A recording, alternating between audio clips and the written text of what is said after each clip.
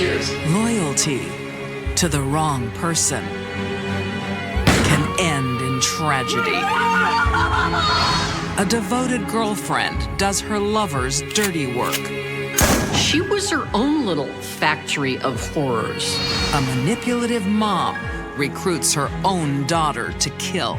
She was exactly what I knew she was the first day I laid eyes on her. Pure evil. And a lovesick woman teams up for a murder spree. When they meet, the violence and the bloodshed increases tenfold. Together, they're super killers.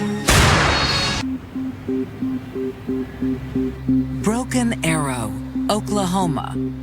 In late 2015, 33-year-old single mom, Sonia Wiedenfelder, makes a tentative return to the dating world. Everyone described Sonia as very polite, very quiet, very demure. She just looked like your average all-American girl. A dating app brings 41-year-old phone technician Rick Spalding Sonia. into her life. Hi. Hey. I don't know how much experience Sonia had at dating, but when she met Rick, she was a little over her head. Looking good. Thank you. Sonia's life was progressing in a normal fashion Drink. Yes, please. Two, please. until she encountered Rick. It's been a long time since I've had a shot. No time like the present. On their very first date, Cheers. Cheers. Sonia falls under Rick's spell. Oh, wow. Rick was very good at speaking to people and kind of being very engaging, very personable. You and I are gonna get along just fine. It's gonna be a good night.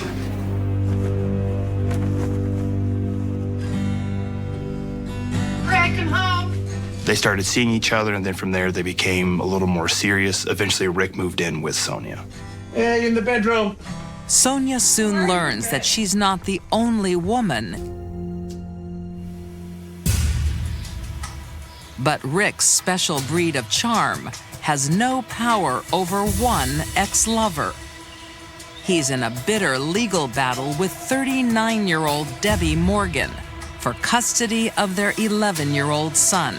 She was a child welfare worker. She was working on her master's degree. She was specializing in working with children who had suffered trauma. Hey, Tiger. Hi, Dad. I'll see you Tuesday. Love you. All she wanted from Rick was a little financial assistance. Hey, Rick. Your payments haven't come through again. Rick owes Debbie $10,000 in unpaid child support. Here we go again. What do you mean, here we go? I need to... Why are you doing this to me? Rick couldn't pay any child support. He wasn't able to hold a job. He's your son, too. I know he's my son. You get your money. Just back off and leave me alone. According to Debbie's father, Carl Grace, Rick has also stopped trying to find a job. We believe he just didn't want to pay the child support. He didn't want to do anything that would help Debbie. With Rick out of work, Sonia is the sole breadwinner.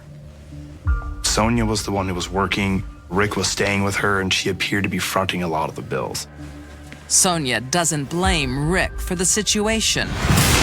It's hopeless. Debbie's out to destroy me.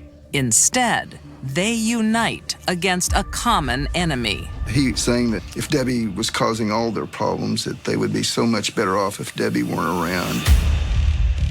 And she began to believe, okay, our life was doing great, and then now it's spiraling down because of Deborah Morgan. Soon, Sonia is a willing volunteer in Rick's increasingly bitter battle. How about this? Now you're talking. We can post these all through her neighborhood. Sweet little Sonia had her own ideas of how to deal with the custody issue. And I've got another idea. She was her own little factory of horrors. Yes, hello. I'd like to report an unfit mother. Debbie Morgan? That's right, yes. No, I'd like to stay anonymous. Sonia tried to get Debbie in trouble and tried to get her fired from her job. Yes, neglect, child neglect. But yeah, we were shocked when we heard that Sonia was involved. That's correct. From filing claims against her at her office to circulating flyers throughout the neighborhood to try to smear her name. Everything to make sure that Deborah Morgan was seen as a villain, seen as some kind of demon. Rick even targets Debbie with constant phone calls at work. Please, leave me alone. The relentless campaign begins to take a toll. Deborah was scared of Rick. Are you okay? Yeah, I'm fine. I'm sorry about that. You want to take any time off? No. It'll all be over in a couple of weeks. Alrighty then. She told one of her friends, if something ever happens to me, But Rhonda, if I end up dead, it was because of Rick. Look to Rick. go look for Rick. That should have been it. Pack the car, grab the kid, leave town.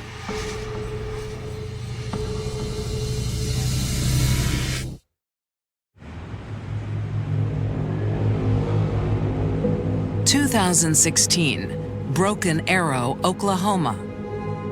Rick and Sonia's Dirty Tricks campaign against Debbie has failed to turn the custody battle in his favor. The legal fight has left him broke, and he's taking Sonia down with him. That's it. There's nothing left. The house is in foreclosure. I've sold the car. I had nothing left. She was draining her 401k, draining her savings, and now their house was in foreclosure because Sonia was trying to help Rick. But the worst is yet to come. It was beginning to look like he might go to jail as a deadbeat dad. And I'm going to jail. Rick is out of money and out of excuses. His next court date is set for November 8th, 2016. If he doesn't pay the owed child support, he's facing 6 months in jail. He was telling people Debbie was trying to put him in jail. And that was looming over Rick's head. They viewed this as doomsday. And there's only one person to blame. If they got rid of Debbie, their life would be blissful. That all their problems would go away and everything would be great. You know, if only Debbie would disappear. I believe that Rick put that idea to kill Deborah in Sonia's head. This was something that, Rick was trying to manipulate her into doing. I have an idea. She told Rick that I have an idea, and it will be concrete, and it will solve their problems. Well, you don't mean what I think you mean. Yeah. You can't be serious. What are our options? I think Rick manipulated her, but her heart was in it. In the early hours of November 7th, the day before Rick is due in court, Stood on this side, and the shotgun would have been put right up to her face.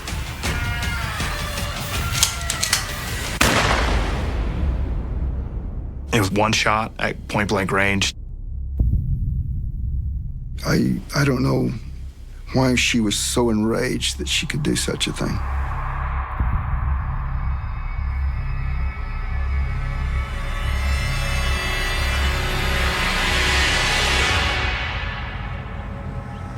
Sonia's cruelty doesn't stop there. She knows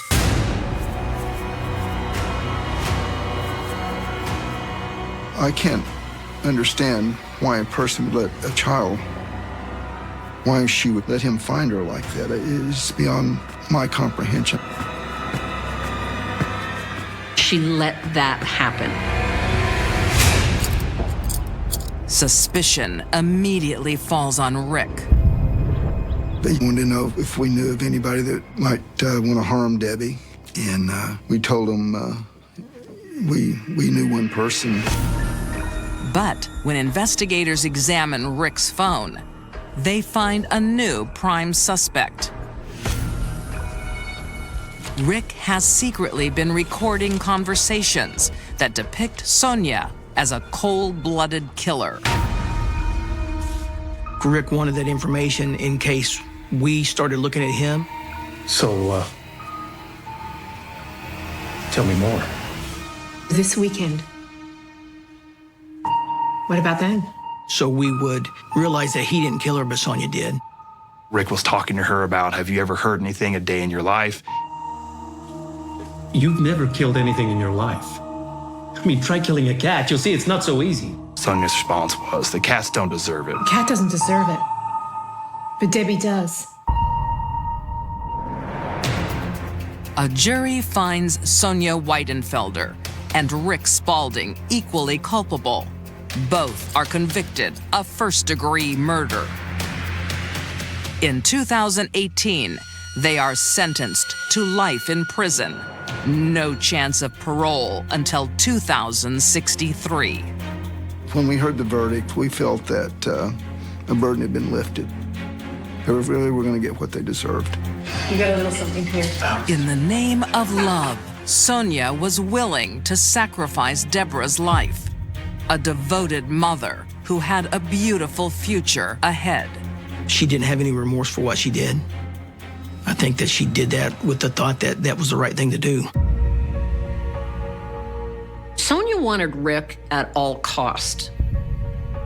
And she wanted him without any encumbrances. And Debbie was an encumbrance.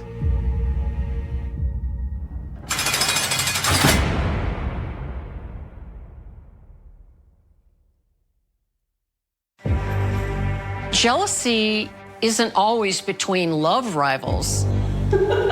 It can be between family members. A lifetime of domination and control by an evil woman.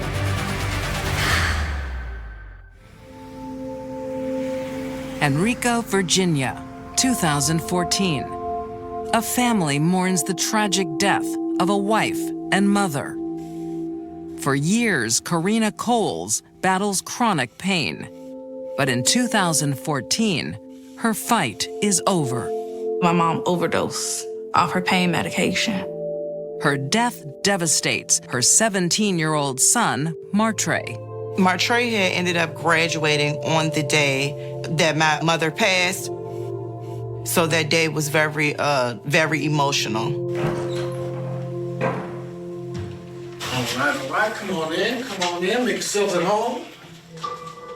Their father, Maurice, isn't coping with her death. Martre, get out here. Here, Pop. I want you to meet some people. This is Denise. But his co-worker, 45-year-old Denise Gay, is more than eager to comfort him. Denise had her eye on Maurice Coles for some time, but knew that he was married. But as soon as his wife passed, Denise saw that as her chance to be the shoulder for Maurice to lean on. Denise convinces Maurice to let her and her 11-year-old daughter move in. She was determined to move in. I couldn't understand why. Why are you so eager to be with someone who just lost their spouse? It was definitely too quick. I told my father it was too quick. This is LaToya. Denise's oldest daughter, LaToya, helps with the move. But this is one blended family that is not a good mix. Come on, let's help these ladies with these bags and take them to their rooms. This way, Mom. Mama done good. Denise resents any memories of Maurice's late wife. He had large photos of my mom in the home. She was all over the home. Well, this has got to go. I felt like Denise was jealous.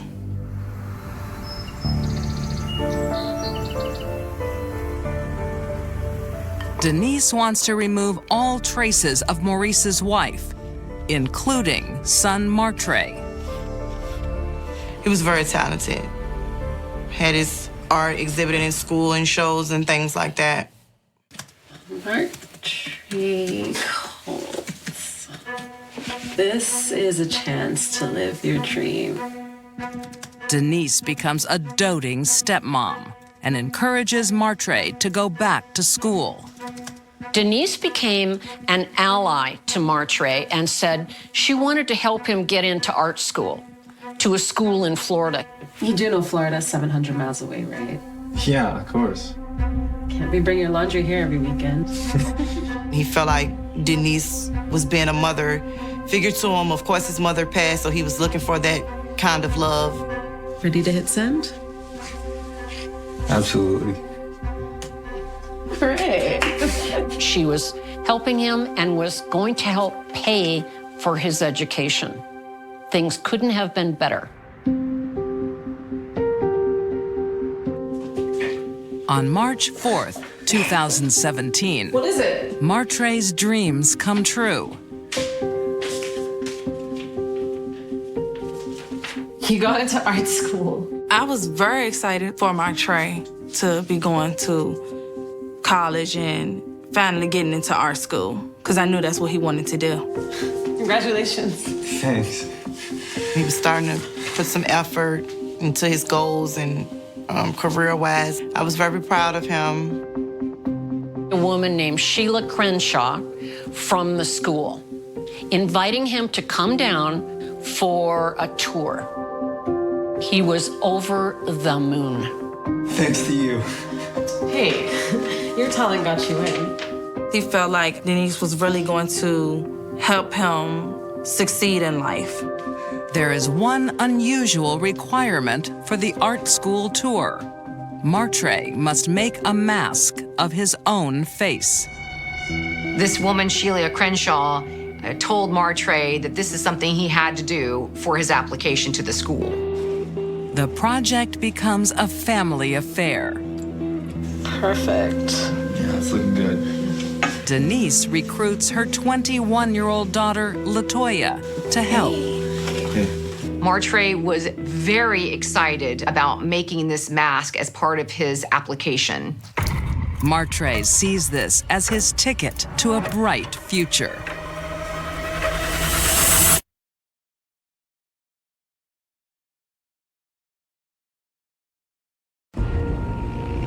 March 12th, 2017. 19-year-old Martrey Cole's dream of going to art school has come true. But before he can enroll, he disappears. So, here it is. Looks just like him, doesn't it? Denise was saying how he was there earlier and him and her had made a mask. Okay, so after he finished with the mask, what did he do? He said, I'm going to Michelle's to get my wallet. I didn't believe not one word that came out of her mouth at this time. The paper imprint of his face is the only trace of Martrey they find in the house. The mask was like a paper mache of Trey's face. That didn't sit well with me at all. Yeah, I didn't like the mask. You tried. Hey. She tried to put it on me and Michelle, we backed up. Denise's behavior makes the sisters suspicious. She was extremely friendly, and I'm looking up like, that's weird. She don't ever talk to Michelle. I noticed LaToya quickly grabbed her things. She headed straight towards the door and left. And her chatty younger sister is unusually quiet and sullen. I think we should call the police. Yeah. Don't be ridiculous. I was like, well, if he doesn't come back tonight, I will be contacting authorities. The sisters file a missing persons report. 3 weeks later, their worst fears come true. Martrey's body is discovered, dumped in a wooded area just out of town. He was in a box, and he was put in there in such a way, almost like an accordion, with his hands behind his back. I was mind blown. I was disgusted, angry, hurt. I felt my heart like literally break in half. I just don't understand. The body is strangely exposed, and detectives think the killer may have only half finished the job. On a hunch, they remove Martre's body, but set up a camera in case the killer returns. They also look into Martre's art school application. Sheila Crenshaw, please. No? What about in the past? They discover something very odd. She doesn't exist. So, who's sending all those emails? We were able to find the computer IP addresses to know that it was really Denise Gay who created this fictitious person and created an email identity as Sheila Crenshaw. Denise? That's why she was helping him. The amount of planning and execution that Denise went through, it was so elaborate. And the police's hunch pays off. The hidden camera captures the killer returning to the scene. We were 100% confident that the person in that image was in fact Denise Gay. The police were watching the entire spectacle. The police have a body and evidence of Denise's phony emails. Looking good. Then an unlikely witness tells exactly how Martre died. She described how she was able to see through the door of his room. No. It's okay. I'm not gonna put it over your mouth. That mass was described as not having any ability to breathe through. How you doing in there, Trey? Trey?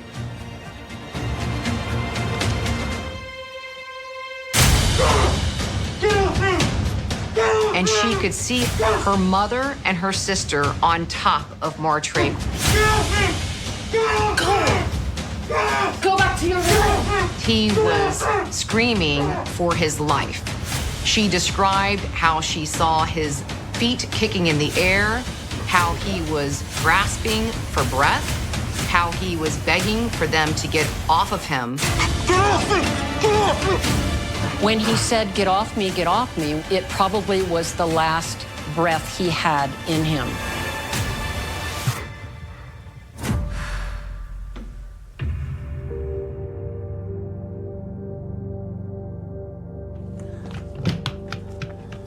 And it is a few minutes later where she peeks out and she sees this container. Go to your room. Go. And we know now that Martre Coles' body was actually inside that container. Ultimately, she was the key to solving this case. The 13-year-old is the star witness for the prosecution. Denise and LaToya Gay stand trial for conspiracy to commit murder and first-degree murder. They are found guilty on both counts. The best that we could theorize for the jury was that he was simply in her way. And a constant reminder to Maurice of his beloved wife who died. She wanted to be the only important person in Maurice's life. That meant Martre had to go.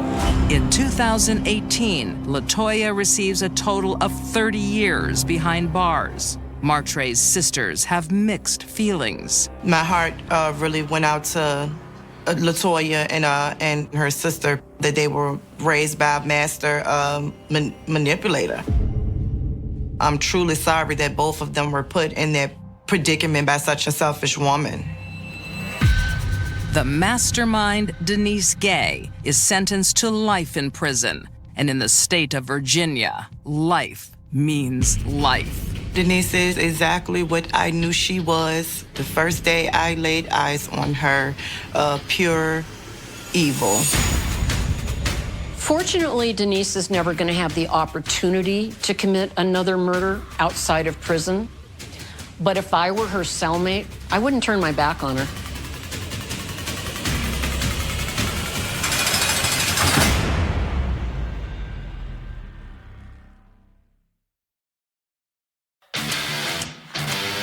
Some women like guys that are straight arrows, kind, loving, no problems.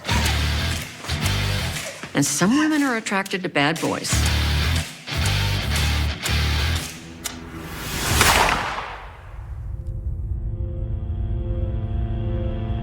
You never know where you'll meet the man of your dreams. For 37-year-old Mary Rice, Morning. it's in a Florida prison yard. Billy and Mary met when she went to visit her brother in jail. Mary told Billy that when he got out, he would always have a place with her.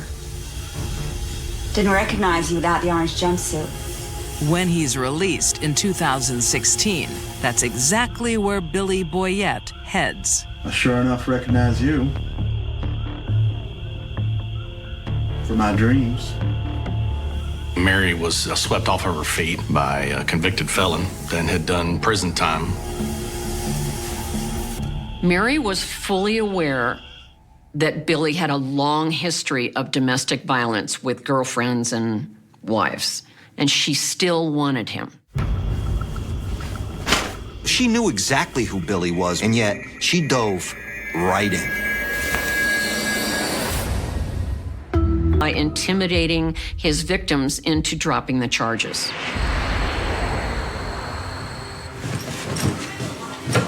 How bad?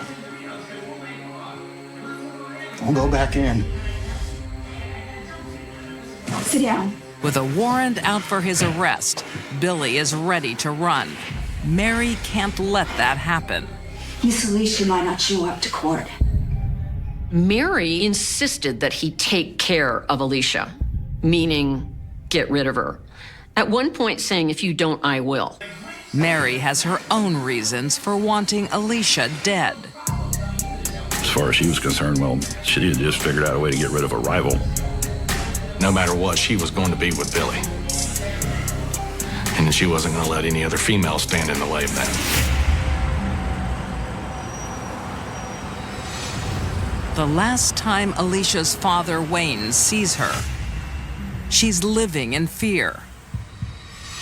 You could tell she was scared. And so anyway, so you could tell she was scared and didn't know what to do.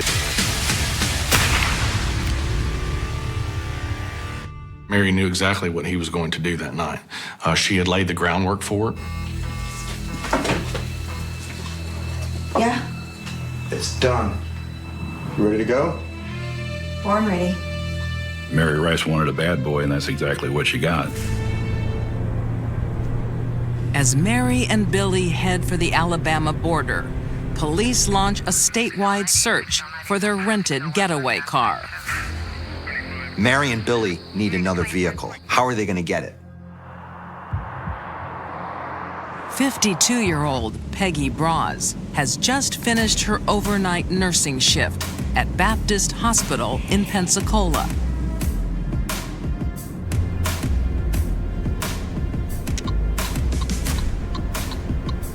What are you doing? Changing vehicles. She just happened to be driving home from work early that morning, just in the wrong place at the wrong time. They followed her to her residence. Follows her into the driveway. The woman gets out of her car, starts walking up to her door. Billy, he just walked up to her and shot her in the head.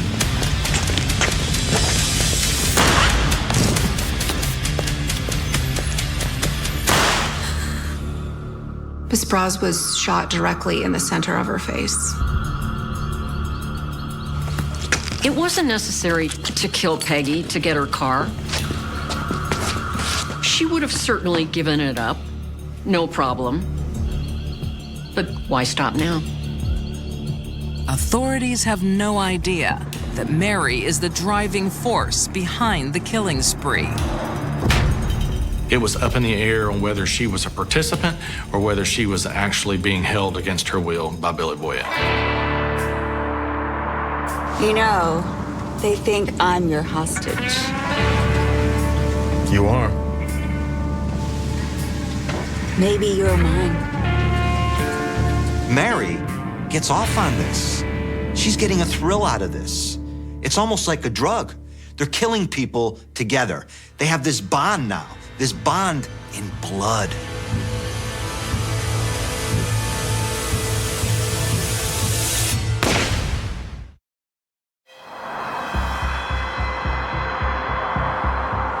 Early February 2017.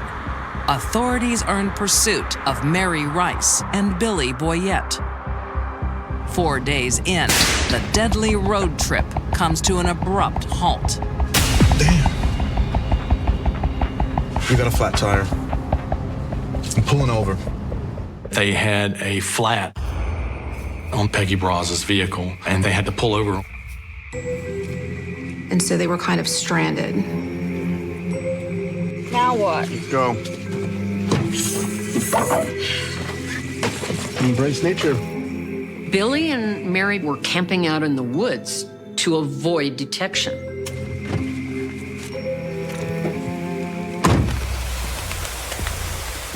Two days later, the killers strike again. They realized that they needed another car. So as they were coming out of the wooded area, they came across Kayla Crocker's home. 28-year-old single mom, Kayla Crocker, is home alone with her 18-month-old son. Billy grabs her, and he kind of drags her into the house.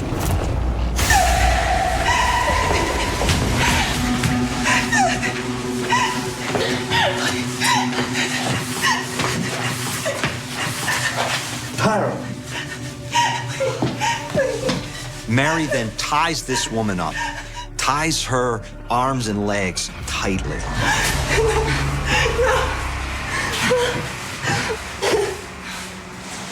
Please, I want to her.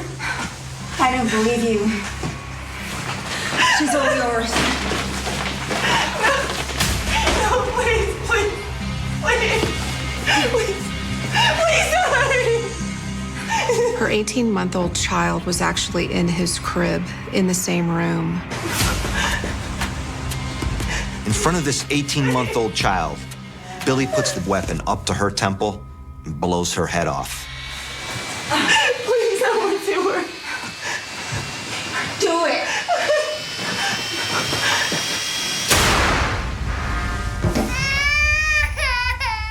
it. Once again, Billy and Mary killed an innocent and probably cooperative victim. They wanted her car. They took her life. For 8 days across 3 states, Mary and Billy leave a trail of death and heartbreak. They also leave a wealth of evidence for the cops in pursuit. They've been leaving behind credit card receipts, forensic evidence, cars parked on the side of the road, and dead bodies. Unaware the net is closing. In West Point, Georgia, they check into a motel to lay low.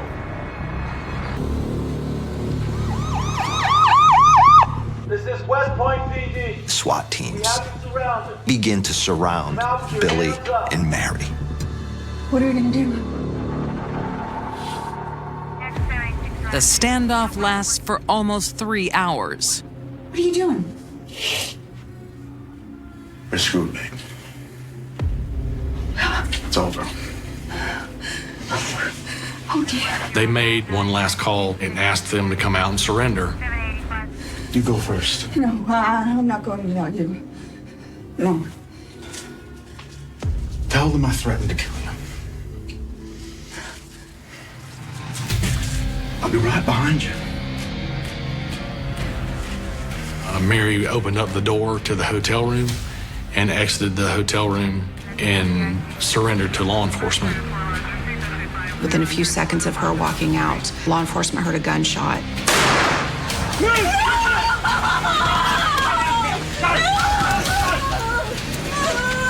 And that's Billy. Billy just killed himself. Billy probably shot himself because he didn't want to give the SWAT team the satisfaction of killing him. Under interrogation, Mary creates a whole new version of events. That basically she was doing everything that she did because he made her or because she was being held against her will. Is that gonna fly with a jury? Hell no. CCTV tells the same story everywhere they stopped. At no point did Mary ever say she needed help or act like she needed help. She had every opportunity to stop this madness and these killings from happening. She was, in fact, a willing participant. In 2018, Mary Rice is convicted of the first-degree murder of Kayla Crocker and of being accessory to the murders of Alicia Greer and Jacqueline Moore. She's serving a life sentence with no possibility of parole. There's bad, evil women involved in murder. And then there's very bad, very evil women for whom murder is not enough. Mary Rice is one of those.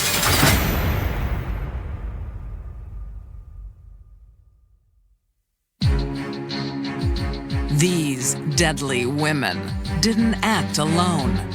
The night Florida swallowed her whole didn't arrive with sirens or screams. It came quietly, wrapped in humidity and the low hum of cicadas, the kind of night locals barely notice.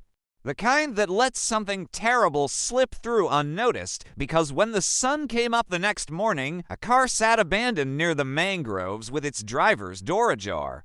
The keys still in the ignition, and no sign of the woman who had been driving it. No struggle etched into the dirt. No blood, no answers, just absence, thick and heavy, settling over the coastal town like a storm that refused to break. She was 29 years old, a waitress at a seafood bar off Highway A1A, known for remembering Regula's orders and humming to herself while wiping down counters.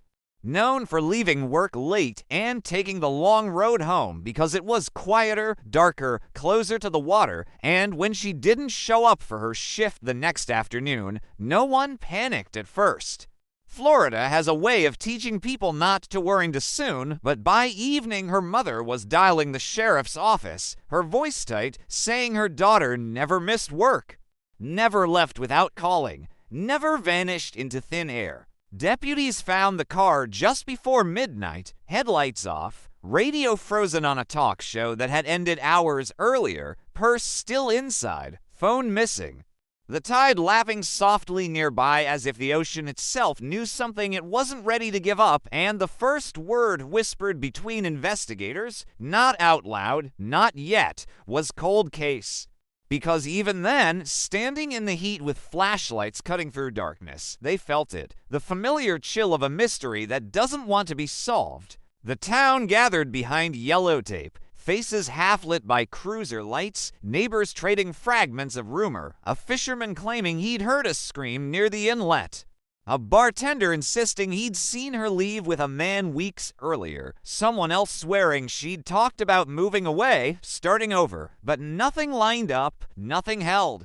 And as hours turned into days, the search spread outward. Boats dragging the shallows, dogs tracing scents that dissolved into salt and mud, helicopters scanning endless green, and still nothing. No body, no witnesses who could say they saw her last moments, only a trail that seemed to deliberately fade. Detectives reconstructed her final hours frame by frame. She clocked out at 11:43 p.m., waved goodbye to co-workers, stepped into the sticky night. A security camera across the street caught her crossing the parking lot alone, headlights flaring as she drove off, and then the footage ended. The rest of her story swallowed by a stretch of road with no cameras and too many shadows, a place locals avoided after dark for reasons they could never quite explain. The investigation pushed forward anyway, interviews conducted in living rooms and back rooms, notebooks filling with names and half-stories, an ex-boyfriend questioned twice, then 3 times.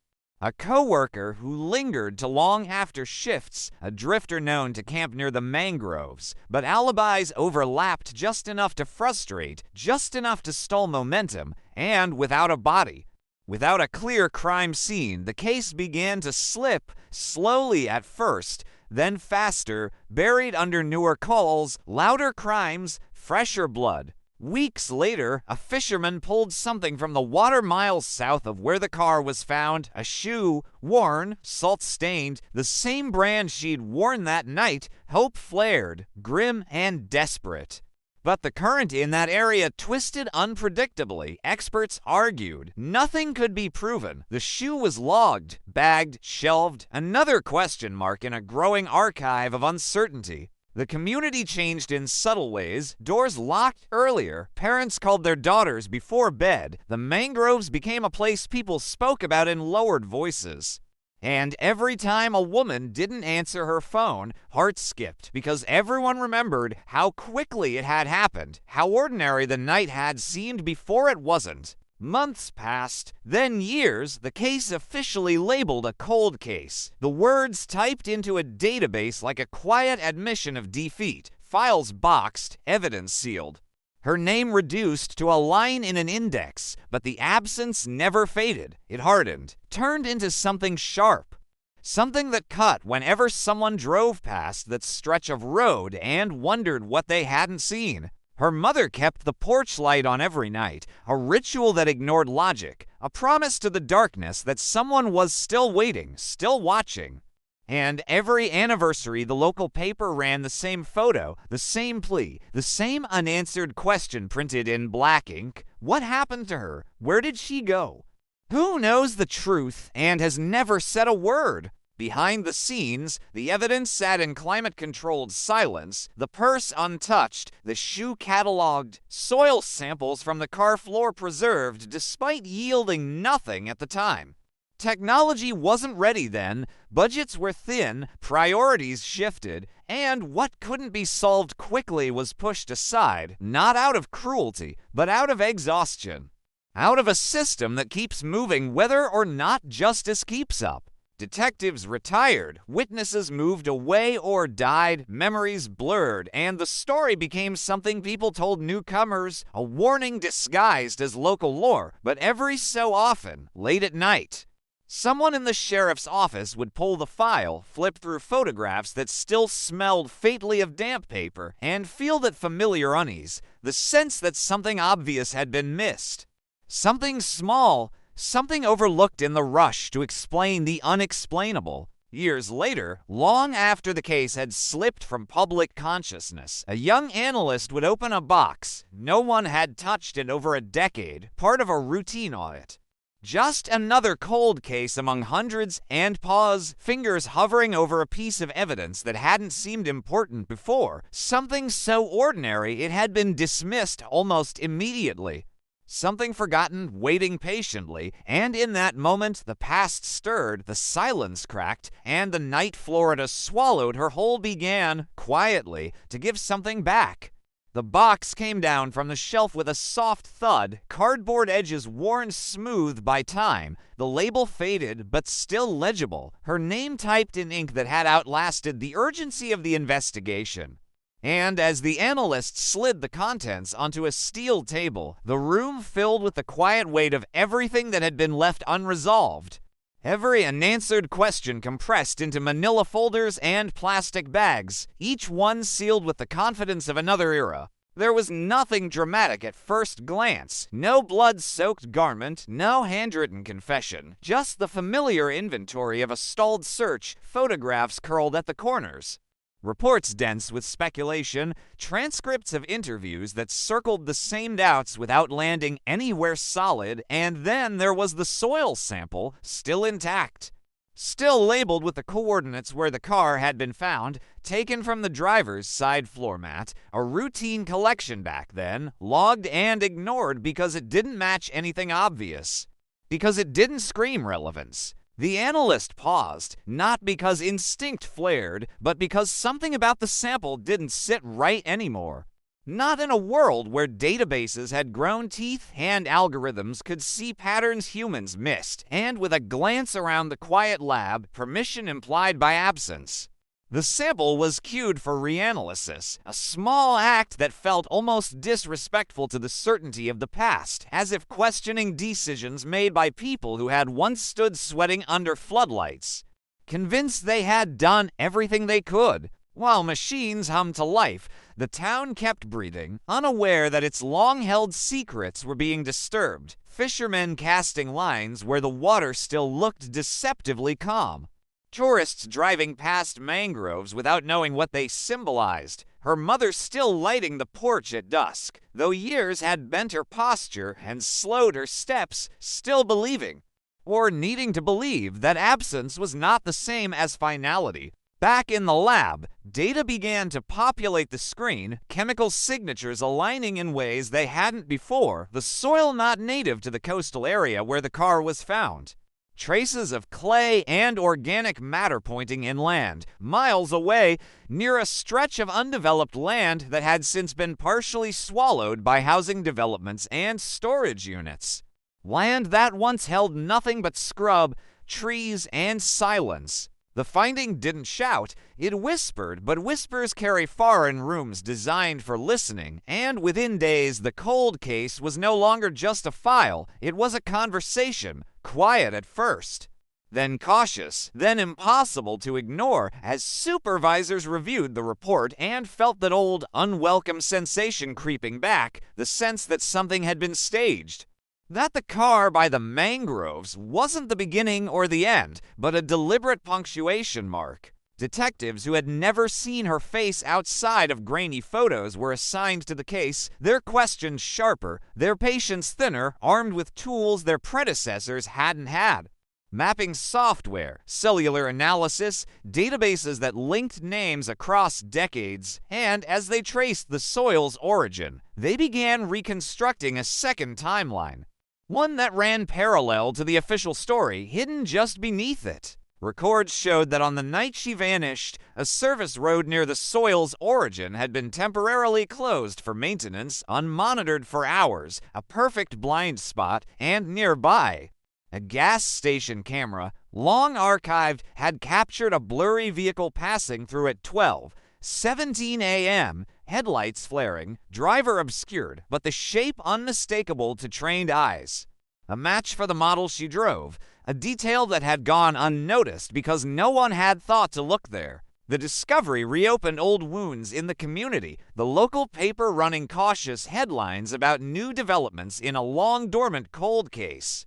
Neighbors stopping mid-sentence when her name came up, the memory of fear returning like a taste no one wanted to remember, and as investigators canvassed the inland area, knocking on doors that hadn't existed back then, they found fragments of stories buried under years of normalcy. An elderly man recalled hearing an engine leak that night, idling longer than necessary, headlights cutting across his bedroom wall before disappearing, a memory dismissed at the time as nothing. Another resident mentioned a scream she'd convinced herself came from an animal. A third remembered seeing a car parked near the scrub the next morning, gone by noon, none of it enough on its own. All of it forming a shape that had been invisible before. Attention turned back to the people once cleared, names circled in red again, the ex-boyfriend now living out of state, his alibi suddenly less airtight when cell tower data was re-examined. A co-worker whose statements shifted subtly when confronted with new timelines, and a man who had barely registered in the original investigation. A part-time contractor who worked maintenance along that inland road, present that night according to payroll records, overlooked because his life left little trace. He was unremarkable by design, the kind of person who blends into the background, remembered vaguely if at all, but as detectives dug deeper, they found inconsistencies. Job records altered after the fact, a move out of town just weeks after the disappearance, a pattern of short-term employment that left no roots, and when they finally tracked him down, he was older, heavier, his hair gone gray, his reaction carefully neutral as he agreed to talk. The interview room felt smaller with him inside it, the air tense with things not yet said, his answers measured, practiced, but when shown a photo of the service road, something flickered. Just briefly, a tightening around the eyes, a hesitation that didn't belong, and for the first time in years, the case felt like it had a pulse. Still, evidence was thin, circumstantial, and prosecutors warned against rushing, reminding everyone how easily hope could outrun proof. How many cold cases had flared and died on less? So investigators kept digging, following the soil's story deeper, uncovering records of illegal dumping in the area, reports of disturbed earth from that period, and a single anonymous tip, phoned in years ago, never followed up, describing a shallow pit near the tree line, dismissed because searches had turned up nothing. The land had changed since then, reshaped by development, bulldozers leveling ground that once hid secrets, and when permission was granted to survey the area again. Ground-penetrating radar swept across asphalt and grass, its readings lighting up with anomalies, shadows beneath the surface that suggested voids, disturbances. Places where the earth remembered being moved. The town watched as unmarked vehicles returned, as tape fluttered once more in the Florida heat, the familiar symbols of disruption stirring anxiety and anticipation in equal measure. And her mother stood at the edge of it all, hands clasped tight, eyes fixed on the ground, as if willing it to speak, as if the soil that had held its silence for so long might finally answer. No remains were found that day, no definitive proof to end the waiting, but the anomalies were enough to keep digging, enough to justify a deeper excavation, enough to transform the cold case into something warmer, something dangerous, something that threatened to expose not just what happened to her, but how easily it had been hidden. As night fell and crews packed up, detectives reviewed their notes under portable lights, the hum of generators filling the air, and somewhere between the data points and the witness statements, a pattern began to emerge, not yet clear, not yet complete, but unmistakably real, a reminder that time doesn't erase the truth, it just buries it deeper.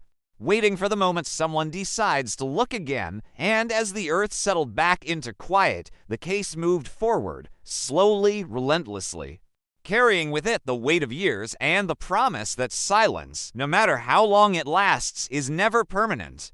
Morning light revealed what the night had concealed, survey flags piercing the ground like quiet accusations, each one marking a place where the earth's memory had stuttered. And as excavation crews returned, the air felt heavier, thick with the awareness that they were no longer searching blindly, they were narrowing in, peeling back layers not just of soil, but of decisions made years ago, choices that had allowed a woman to vanish without consequence. The first cuts into the ground were careful, surgical, machines replaced by shovels as soon as the soil changed color, darker where it had been disturbed, compacted differently, as if it had once been opened and then forced to forget, and everyone present leaned in, breath held, waiting for the unmistakable sign that would shift the case from mystery to certainty. But what emerged instead were fragments, rusted metal, scraps of plastic, debris that spoke to dumping rather than burial, enough to confirm human interference, not enough to confirm a crime scene. Frustration crept in quietly, the kind that doesn't explode but settles into the shoulders, and still they documented everything, photographed layers, logged coordinates. Because cold cases aren't solved by drama, they're solved by patience sharpened to a blade, and every inch of that land was treated like a witness that might finally crack. Behind the tape, the community hovered, drawn by instinct, by the pull of unfinished stories, local news vans lining the road, reporters careful with their words, speaking of developments without promising closure, because everyone remembered how hope could bruise when it hit reality to hard, and still, cameras turned toward her mother. who stood wrapped in a light jacket despite the heat, her face a study in restraint, grief long ago stripped of theatrics. Investigators widened the scope, revisiting records tied to the inland road, maintenance logs, contractor schedules, work orders that had once seemed irrelevant, and the name surfaced again. The same one that had flickered during the interview, the contractor whose presence had been explained away by routine, now appearing in places he hadn't mentioned. Signed in on jobs that overlapped suspiciously with the timeline of her disappearance. They pulled his file apart thread by thread, employment gaps, sudden relocations, a history that looked less like coincidence and more like careful avoidance. And when financial records were subpoenaed, another detail surfaced, a cash withdrawal made early the morning after she vanished, an amount small enough not to trigger alarms, large enough to suggest urgency, and it was the kind of detail that changes how a story feels, how it leans toward intent. He was brought in again, this time with less patience in the room, the questions sharper, the pauses longer, and though his answers stayed steady, there was a new tension beneath them. A sense that he was measuring each word against something unseen, something he carried with him like a weight he'd learned to balance, and when confronted with the soil analysis, the inland sightings, the gas station footage, his jaw tightened, the first visible crack in years of composure. Still, he denied everything, and denial alone isn't guilt. Detectives knew that better than anyone, so they pressed outward, not inward, seeking corroboration. And that's when the forgotten evidence surfaced again, not the soil this time, but a log entry from the original search, a brief note about a flashlight found near the mangroves. Dismissed because it didn't belong to her, cataloged and shelved because no fingerprints could be lifted with the tools available at the time. The flashlight was retrieved, its casing scratched, its brand common, but technology had changed, and when it was processed again, latent prints bloomed where before there had been only smudges. Partials at first, then clearer, and as they were run through updated databases, a match came back, not definitive, not enough for arrest, but close enough to draw breath. The contractor's name appearing alongside a probability score that made the room go quiet. The implications rippled outward, the flashlight suggesting proximity, opportunity, and suddenly the abandoned car by the mangroves looked less like a mystery and more like a message. A deliberate misdirection, and investigators reconstructed the night again, this time with intention woven through it, a stop inland, a confrontation unseen. A drive back toward the coast to place the car where it would point everyone the wrong way.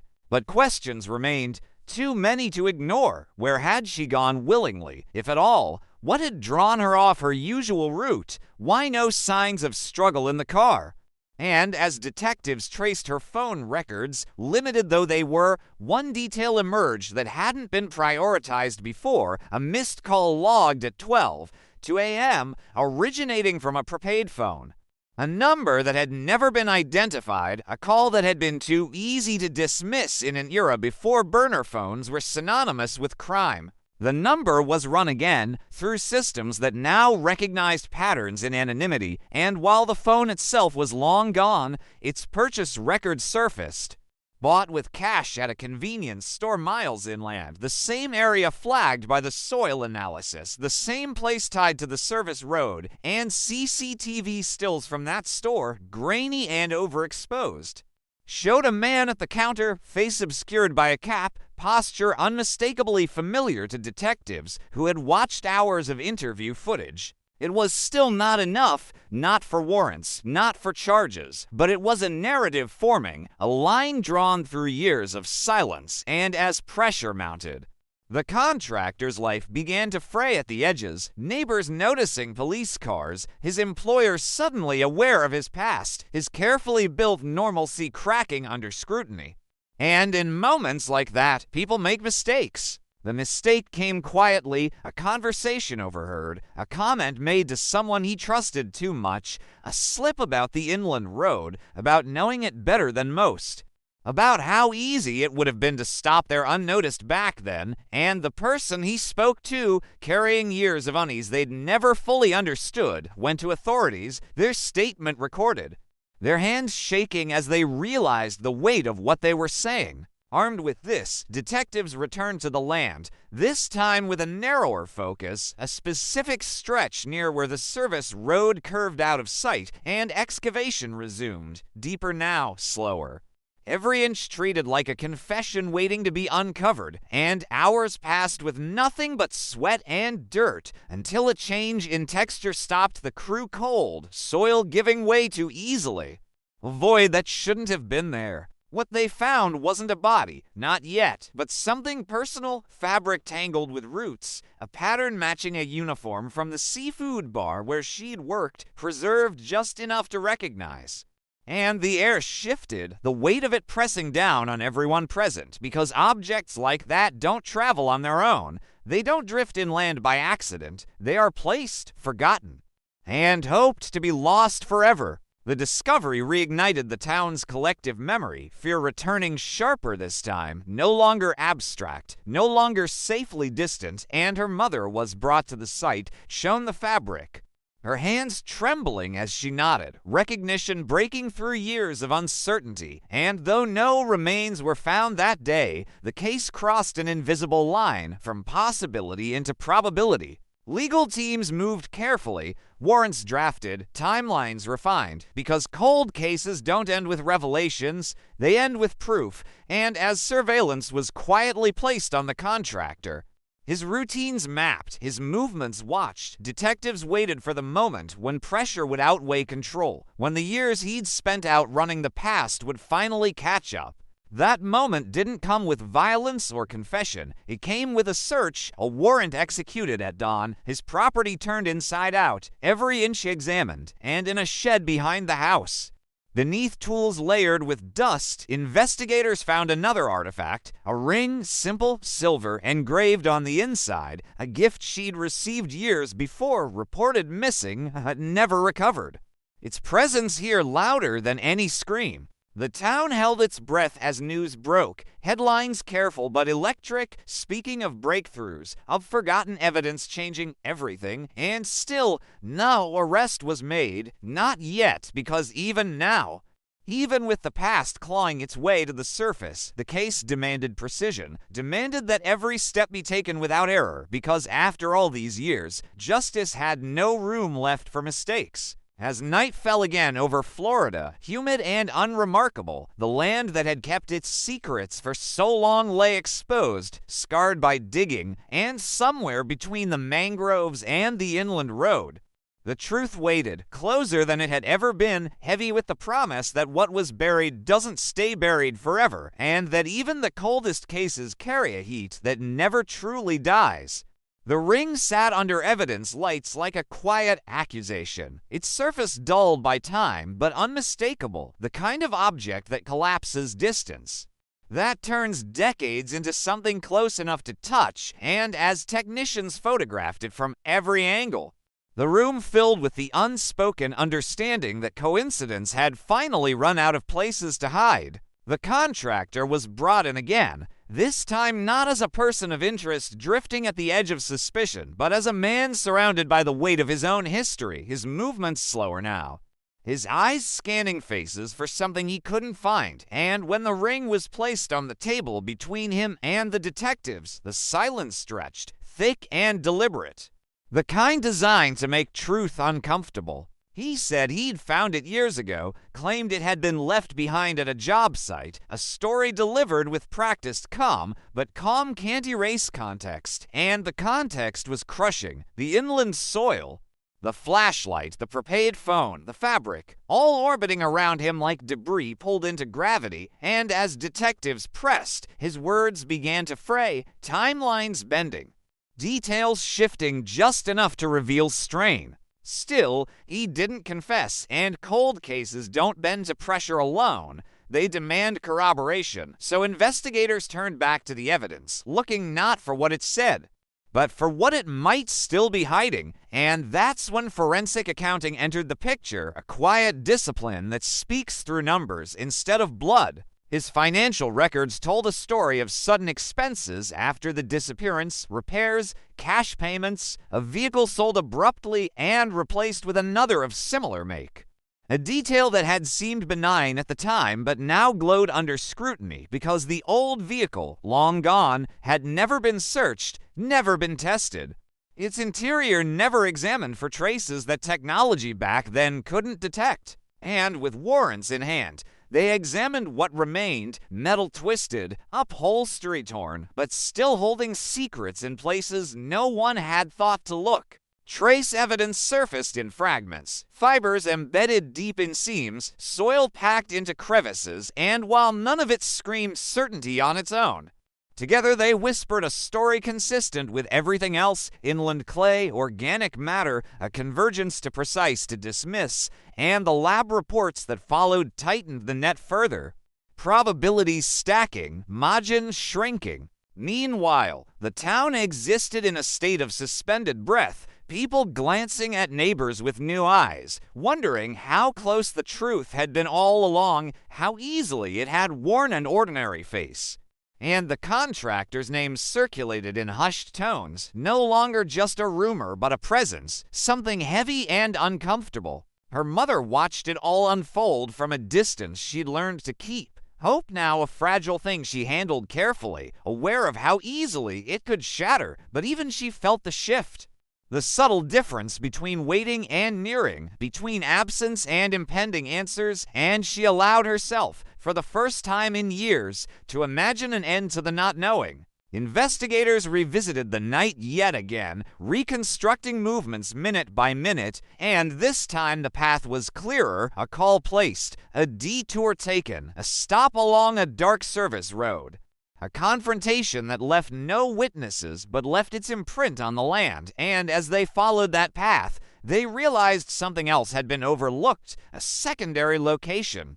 Not where she was taken, but where something else had been left behind. A drainage culvert near the inland road surfaced in old maintenance reports, noted for clogging issues around the time of the disappearance.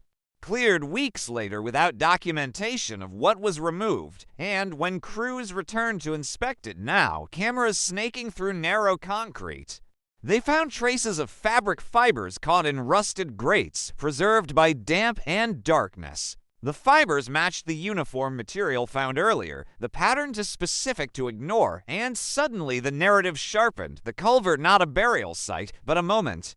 A pause in the night where decisions were made, evidence discarded, and fear likely outweighed planning, and it was in these unplanned moments that people leave the clearest traces of themselves. Pressure mounted, warrants expanded, digital footprints traced as far back as they could go, and though much had been lost to time, fragments remained. A deleted voicemail recovered from an old server backup, distorted but intelligible enough to send a chill through the room, her voice tense, saying a name before the line went dead. The name matched the contractor's first name. It wasn't definitive, but it was devastating, and prosecutors, once cautious, now leaned in, their questions shifting from whether to how, and as the case edged closer to charges. The contractor's world contracted, friends distancing themselves, routines disrupted, his carefully constructed normal life collapsing under the weight of attention. He began to unravel in small ways, missing work, drinking more, arguments spilling into public view, and surveillance teams noted the changes, the agitation. The moments where he seemed to be talking to himself, replaying something only he could hear, and in those moments, detectives waited, knowing that the truth often surfaces not through force, but through fatigue. The break came not with a confession, but with a discovery prompted by desperation, the contractor returning late one night to the inland area, moving through it with the familiarity of someone revisiting a memory, and when he stopped near a stretch of woods untouched by development, agents watched, recorded, waited.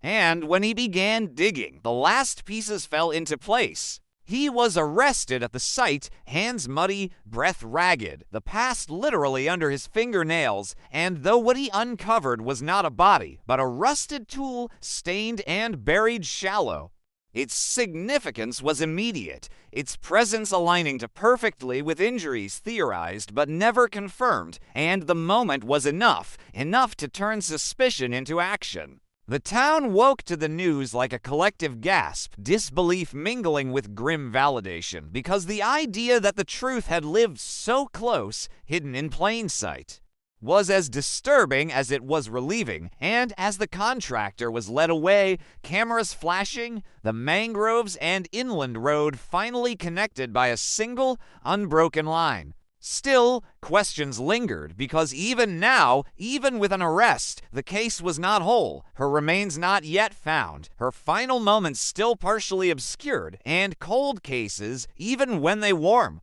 don't surrender everything at once. As dawn broke over Florida once more, humid and indifferent, the investigation pushed forward, no longer chasing a ghost, but following a trail that had finally decided to show itself. And somewhere beneath the soil, beneath the years, the last answers waited, silent but not unreachable, promising that the story, long suspended, was moving toward a reckoning it could no longer avoid. The arrest didn't bring relief the way people imagined it would. It brought a different kind of weight, heavier in some ways, because now the mystery had a face, a name. A man who had stood in grocery lines and waved at neighbors while carrying something unspeakable inside him, and as he sat in a holding cell staring at his hands, still rimmed with dirt. The town struggled to reconcile the ordinary with the monstrous. Interrogation rooms have a way of stripping time down to its rawest form, minutes stretching, seconds pressing in, and when detectives sat across from him again, there was no rush, no raised voices. Just the slow presentation of facts, the inland soil, the flashlight, the ring, the fibers, the voicemail, the late-night digging, each piece laid out not as an accusation, but as a mirror, forcing him to look at a version of himself he'd spent years running from. He listened, jaw clenched, eyes hollow, and when he spoke, it wasn't to confess, it was to minimize, to reshape, to suggest misunderstandings where there were none, claiming coincidence, bad luck. A system eager to pin decades of frustration on a convenient suspect, and detectives let him talk, because lies have a way of revealing more than truth when given enough room. Outside the interrogation room, prosecutors moved carefully, acutely aware that cold cases collapse under haste, that juries demand not just narrative, but certainty. And while the arrest had shifted the ground, it hadn't solidified it. The absence of remains still a yawning gap that defense attorneys would drive straight through if given the chance. Search teams returned to the inland area with renewed urgency, guided now by patterns in his movements, by subtle changes in terrain that matched his late-night behavior, and the work was slow. Methodical, days spent peeling back layers of earth that had been compacted by years of weather and neglect, each shovel of dirt a quiet negotiation with the past. The land resisted at first, giving up nothing but roots and rocks, and frustration rippled through the crews because hope had surged to quickly, expectations climbing ahead of proof. But investigators knew better than to give in to impatience, because if the truth had survived this long, it could survive a little longer. As the search expanded, a new detail emerged from an old aerial photograph, a depression visible near the tree line in images taken months after her disappearance. Subtle enough to miss unless you were looking for it, later smoothed over by natural growth, and when ground-penetrating radar was run across that exact spot, the readings spiked. A void too regular to ignore? Excavation resumed there, tension thick in the air, the kind that tightens muscles and sharpens focus, and as soil was removed inch by inch, the smell changed, damp and metallic. A scent that seasoned investigators recognized instantly, and when the first bone surfaced, pale against dark earth, everything stopped. The discovery didn't come with celebration. It came with silence, hats removed, radios turned down, because this wasn't closure, it was confirmation, and as more remains were uncovered. Arranged in a way that spoke of haste rather than ritual, the reality settled in, heavy and irreversible. Forensic teams worked with reverence, documenting every detail, every position, every fragment, because bones tell stories flesh cannot, stories of force, of movement, of final moments etched into structure, and as they were recovered, the absence that had haunted the town for years began to take shape, no longer abstract, no longer a question mark. News broke carefully, words chosen with precision, remains located, investigation ongoing, identity pending, but the impact was immediate, a collective exhale mixed with grief. Because while answers had been sought for years, their arrival was never going to be gentle. Her mother was notified privately, a knock at the door she'd imagined countless times, and when the words were spoken, she didn't collapse, didn't scream. She nodded, slowly, as if something inside her had finally aligned, the waiting ending not with relief, but with a solemn understanding that some hopes transform rather than disappear. Back at the lab, analysis began, bones examined for trauma, soil embedded in fractures, patterns that suggested a struggle, blunt force injuries consistent with the rusted tool found earlier. And as timelines aligned, the narrative solidified, her final moments no longer entirely lost to darkness. The contractor was charged formally, the list of counts long and heavy, and as he stood before a judge, his expression unreadable. The courtroom packed with faces that reflected years of quiet fear and unresolved anger, the weight of the community pressing in from every direction. Defense attorneys moved quickly, casting doubt where they could, pointing to the years between disappearance and discovery, the potential for contamination, the fallibility of memory. And their arguments landed because time complicates truth. It muddies lines that once seemed clear, and prosecutors responded with patience, layering evidence carefully, piece by piece, building a structure designed to withstand scrutiny. As the legal process ground forward, more details surfaced, smaller, quieter revelations that filled in gaps, a co-worker recalling a heated argument weeks before the disappearance. A friend remembering her mentioning a man who made her uncomfortable near the restaurant, details dismissed at the time as nothing, now re-examined under a harsher light. The contractor's past unraveled further, a prior complaint from another county, never pursued. A pattern of proximity and escalation that had gone unnoticed because it never quite crossed the line into prosecutable territory. And the realization settled in that this wasn't an isolated moment of violence, but the culmination of something long ignored. The town struggled with that knowledge, with the idea that warning signs had existed, that the system had failed not just once but repeatedly, and conversations shifted from shock to accountability. From mourning to questions about how many other stories had slipped through the same cracks. Trial preparations intensified, expert witnesses lined up, forensic reports refined, timelines rehearsed, and through it all, the cold case label began to feel inadequate. Because this was no longer just about the past, it was about the present reckoning with everything that had allowed the past to linger unresolved. On the anniversary of her disappearance, a vigil was held near the mangroves, candles flickering against the night, reflections trembling on dark water, and for the first time, the gathering felt different, less about asking questions, more about honoring a life now fully acknowledged, no longer reduced to a missing poster or a rumor. Yet, even with remains found and charges filed, the case refused to rest quietly because cold cases, once awakened, have a way of exposing more than their own truths.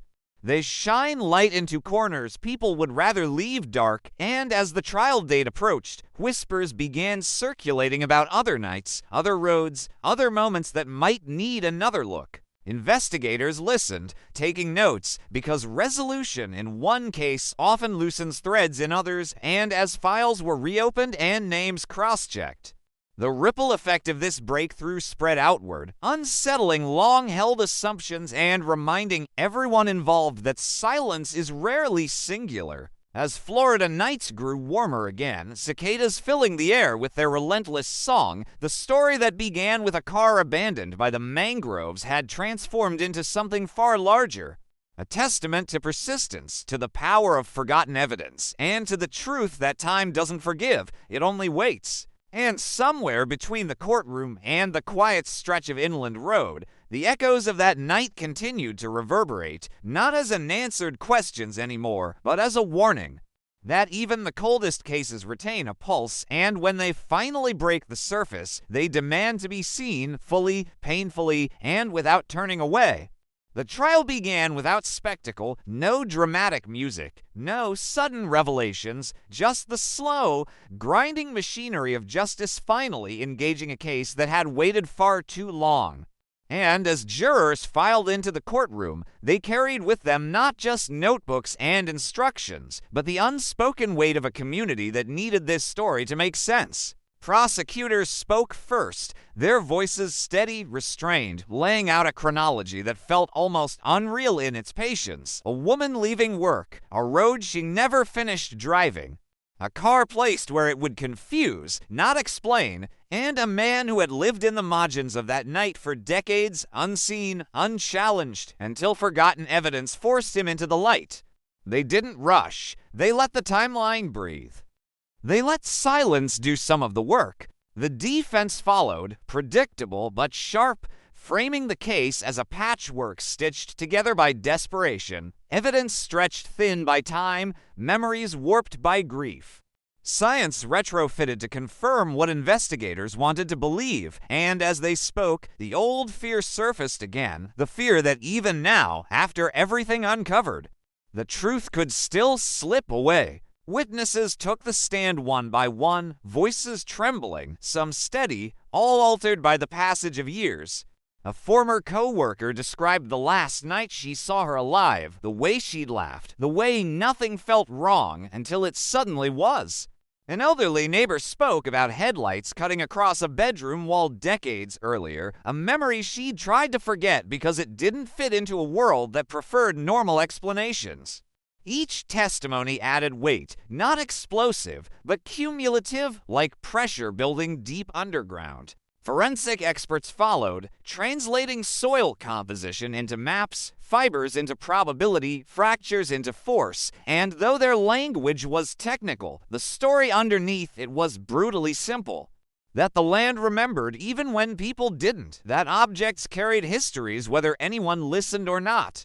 The rusted tool was presented carefully, not waved for effect, its corrosion a timeline in itself, and jurors leaned forward, understanding without needing to be told how long it had waited. Then came the voicemail. The audio crackled through courtroom speakers, distorted, incomplete, but unmistakably human, fear threaded through the sound, a name spoken under breath, cut short, and the room shifted.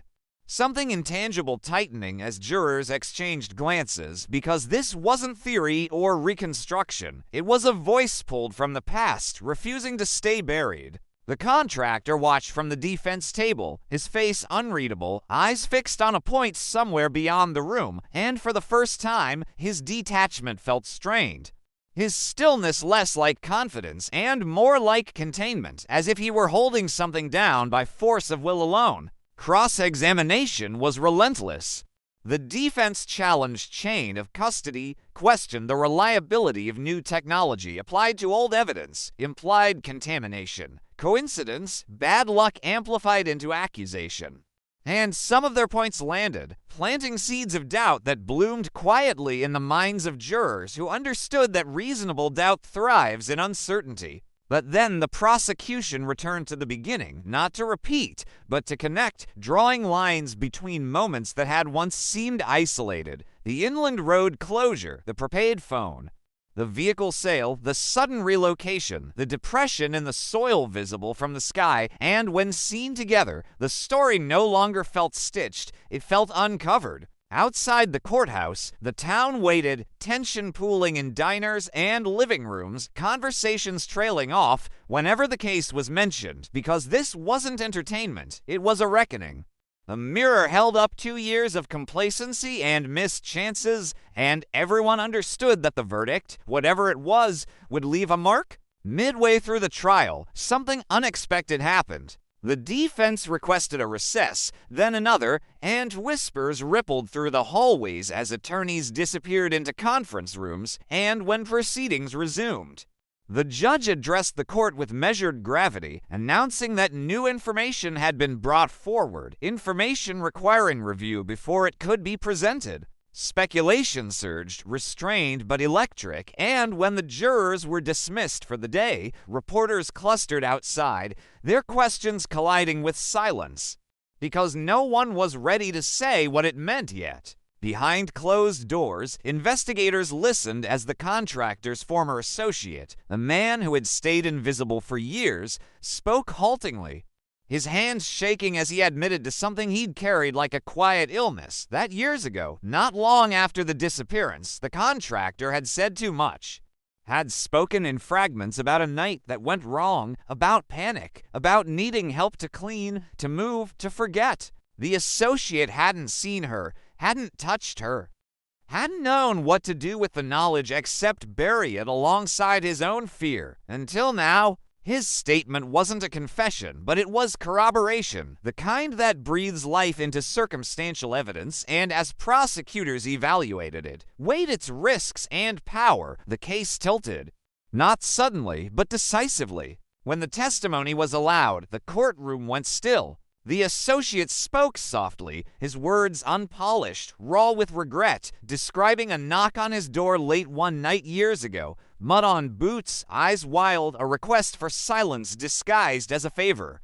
And as he spoke, the contractor's posture shifted, his shoulders tightening, his composure finally cracking under the weight of someone else carrying part of his past. The defense objected, argued credibility, motive, delay, and the objections were noted, considered, overruled because truth delayed is still truth, and jurors listened, rapt, absorbing a version of events that no longer allowed easy dismissal. As days passed, the trial moved toward its end, closing arguments circling familiar ground now transformed by context, and prosecutors ended not with outrage, but with stillness, reminding jurors that justice doesn't always arrive loudly. Sometimes it arrives through patience, through the courage to reopen boxes no one wants to touch, through evidence that waits until the world is ready to understand it. The defense urged caution, restraint, warning against the seduction of narrative, the danger of letting sympathy override skepticism, and their words mattered,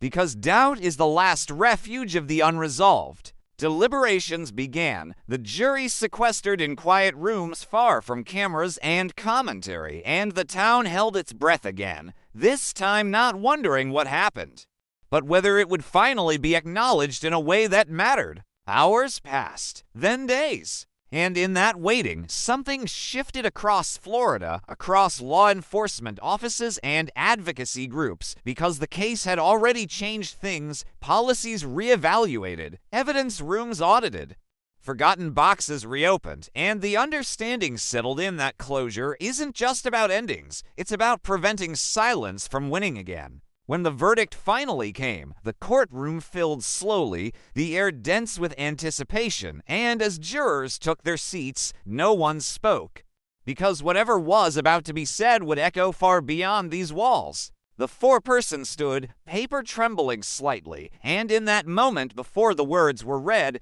time compressed, decades folding into a single breath, and whether guilt or acquittal awaited.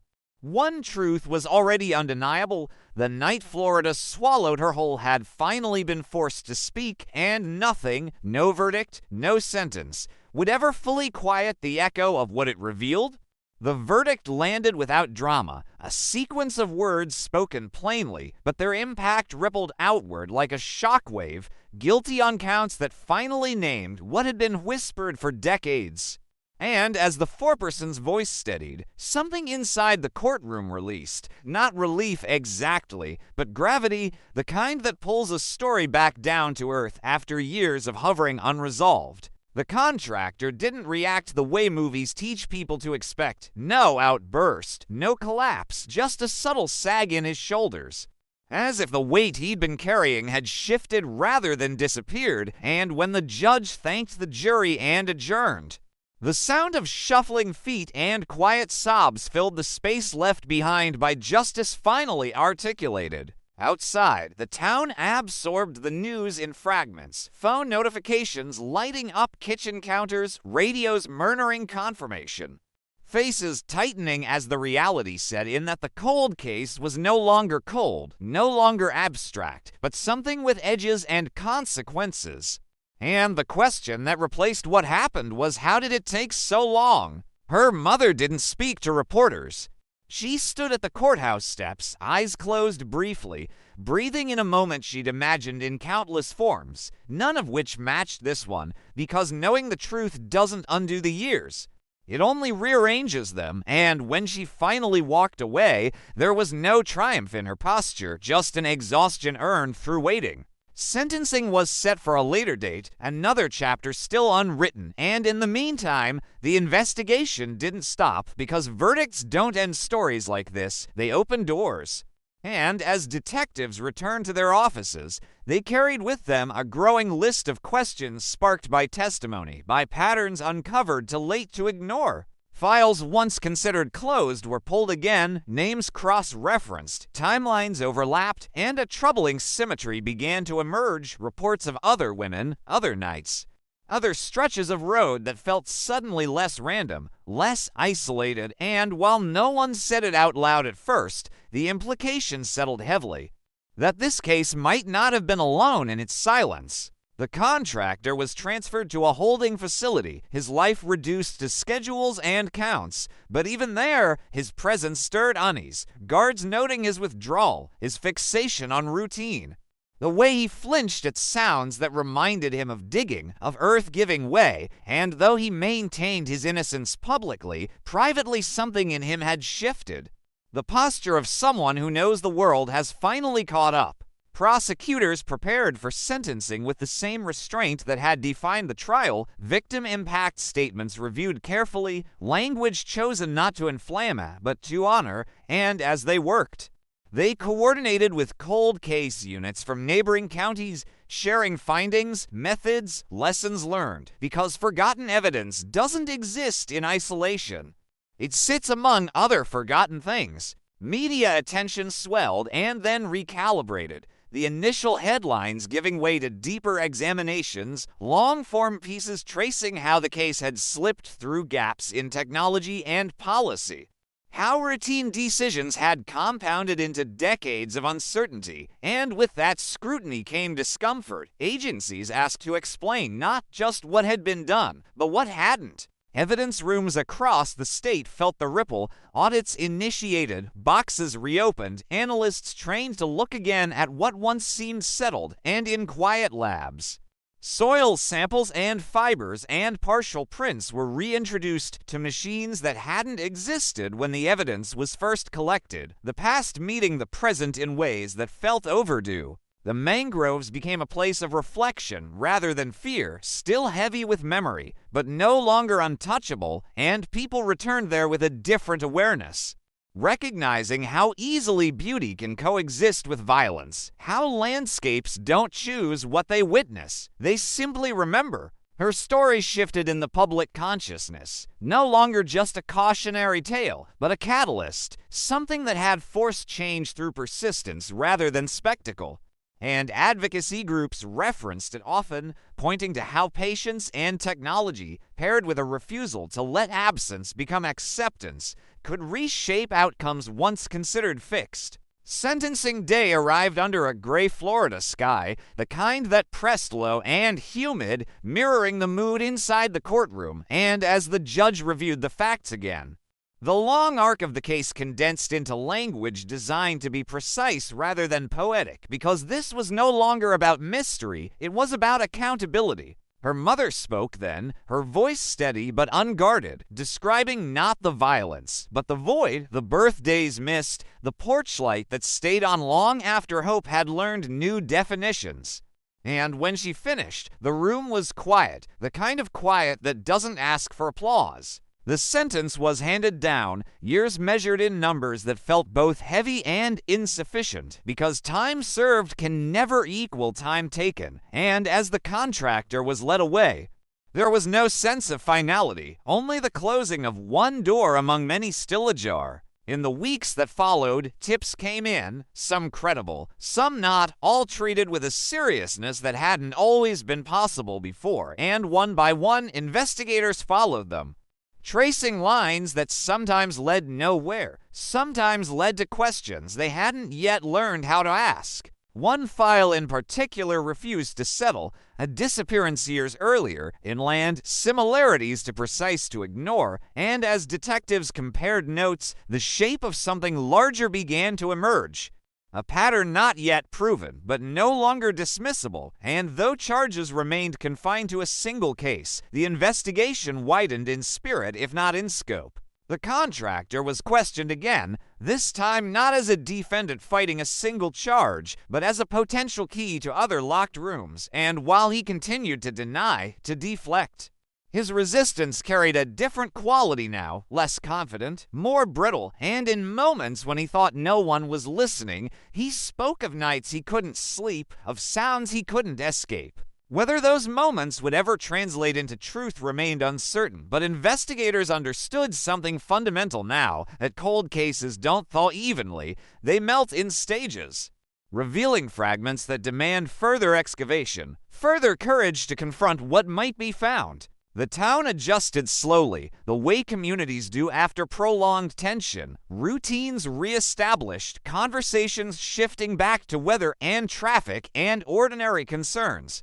But beneath that normalcy lay an awareness that something essential had changed, that the illusion of safety had been replaced with something more honest, more fragile. Memorials appeared quietly, a bench near the water, a plaque without flourish, her name etched simply, dates framing a life that had been too easily reduced to its ending, and people stopped there.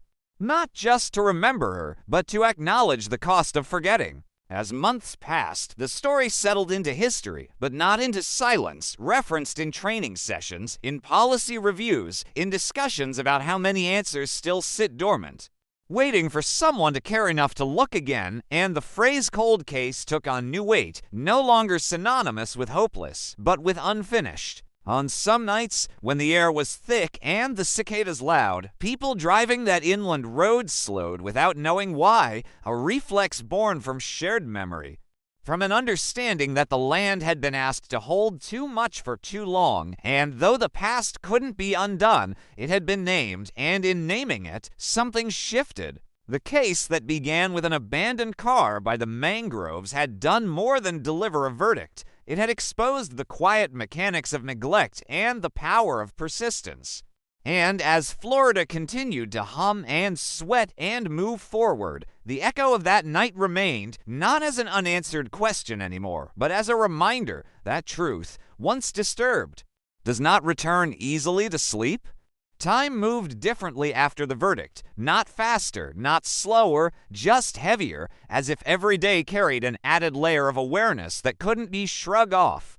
And while the court records closed one chapter, the investigation itself refused to settle because answers, once released, have a way of demanding companions. Detectives returned to the contractor's past with a colder eye, no longer asking if he could have done it, but how often, and patterns that once looked like noise sharpened into alignment. Employment records placing him near other disappearances, relocations timed to neatly with unresolved reports, roads, and service areas repeating like a refrain. And though none of it yet crossed the threshold into charges, it formed a map that could no longer be ignored. Cold case units from across the region began sharing data in earnest, walls filling with timelines and photos, names written and rewritten as connections strengthened or collapsed. And the story widened, no longer confined to one woman, one night, but hinting at something broader, something that had fed on anonymity and delay. Families of other missing women watched quietly, some hopeful, some terrified, because reopening old wounds can bring answers or reopen pain without resolution. And detectives learned quickly that every knock on a door carried weight. Every question asked decades later could destabilize lives rebuilt around uncertainty. One family recognized the pattern immediately, a sister who had vanished years earlier after a late shift, Her car found miles from where she should have been, no signs of violence. No suspects who held, and as investigators compared files, similarities stacked, not enough for certainty, but enough to justify exhumations, reanalysis, and a renewed search for evidence that had once been deemed unremarkable. Forgotten storage rooms yielded boxes untouched since the early days of DNA testing, swabs collected with good intentions but limited foresight, and as they were processed now, modern systems extracted meaning from what had once been silent, profiles partial but promising, enough to draw faint lines between cases that had long stood alone. The contractor was confronted with these developments, his composure thinning as he realized the scope of what was unfolding, and while he continued to deny involvement, his questions betrayed him.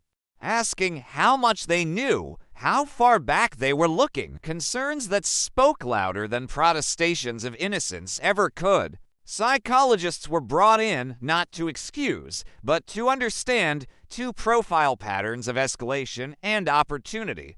And their assessments painted a portrait of someone who thrived in overlooked spaces, service roads, maintenance zones, places designed to exist without attention.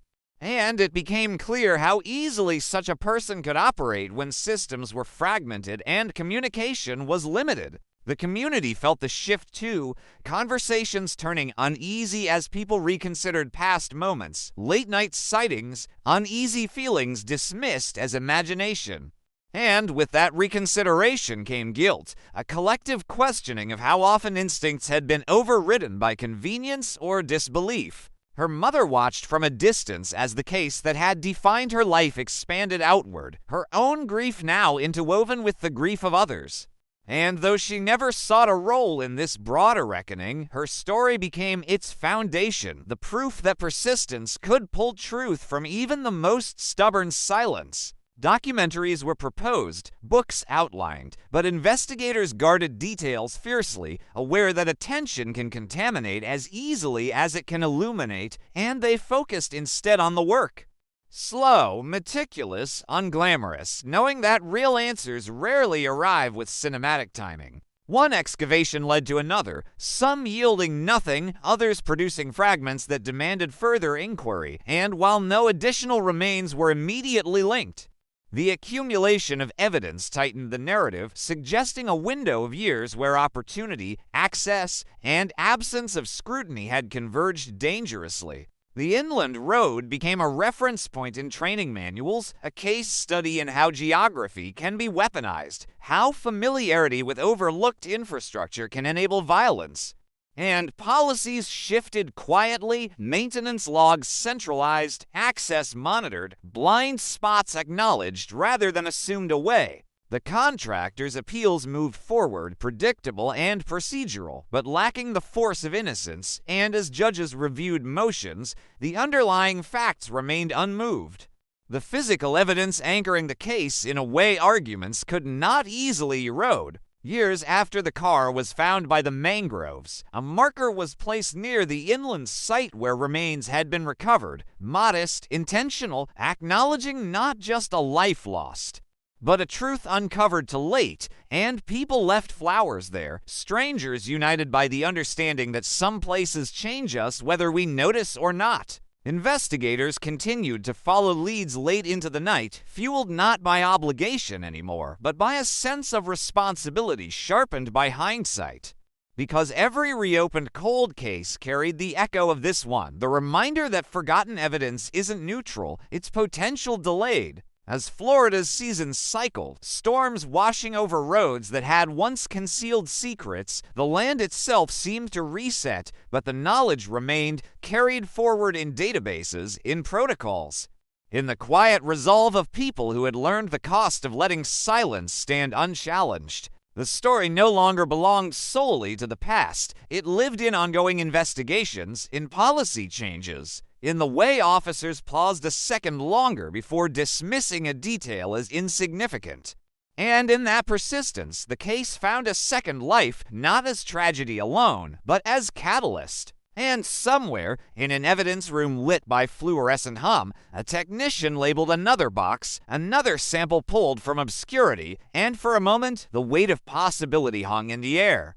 The understanding that even now, even after verdicts and sentences, the past was still speaking, still offering fragments to those willing to listen. And that the coldest cases are never truly dormant. They're only waiting for the next pair of hands to open the box.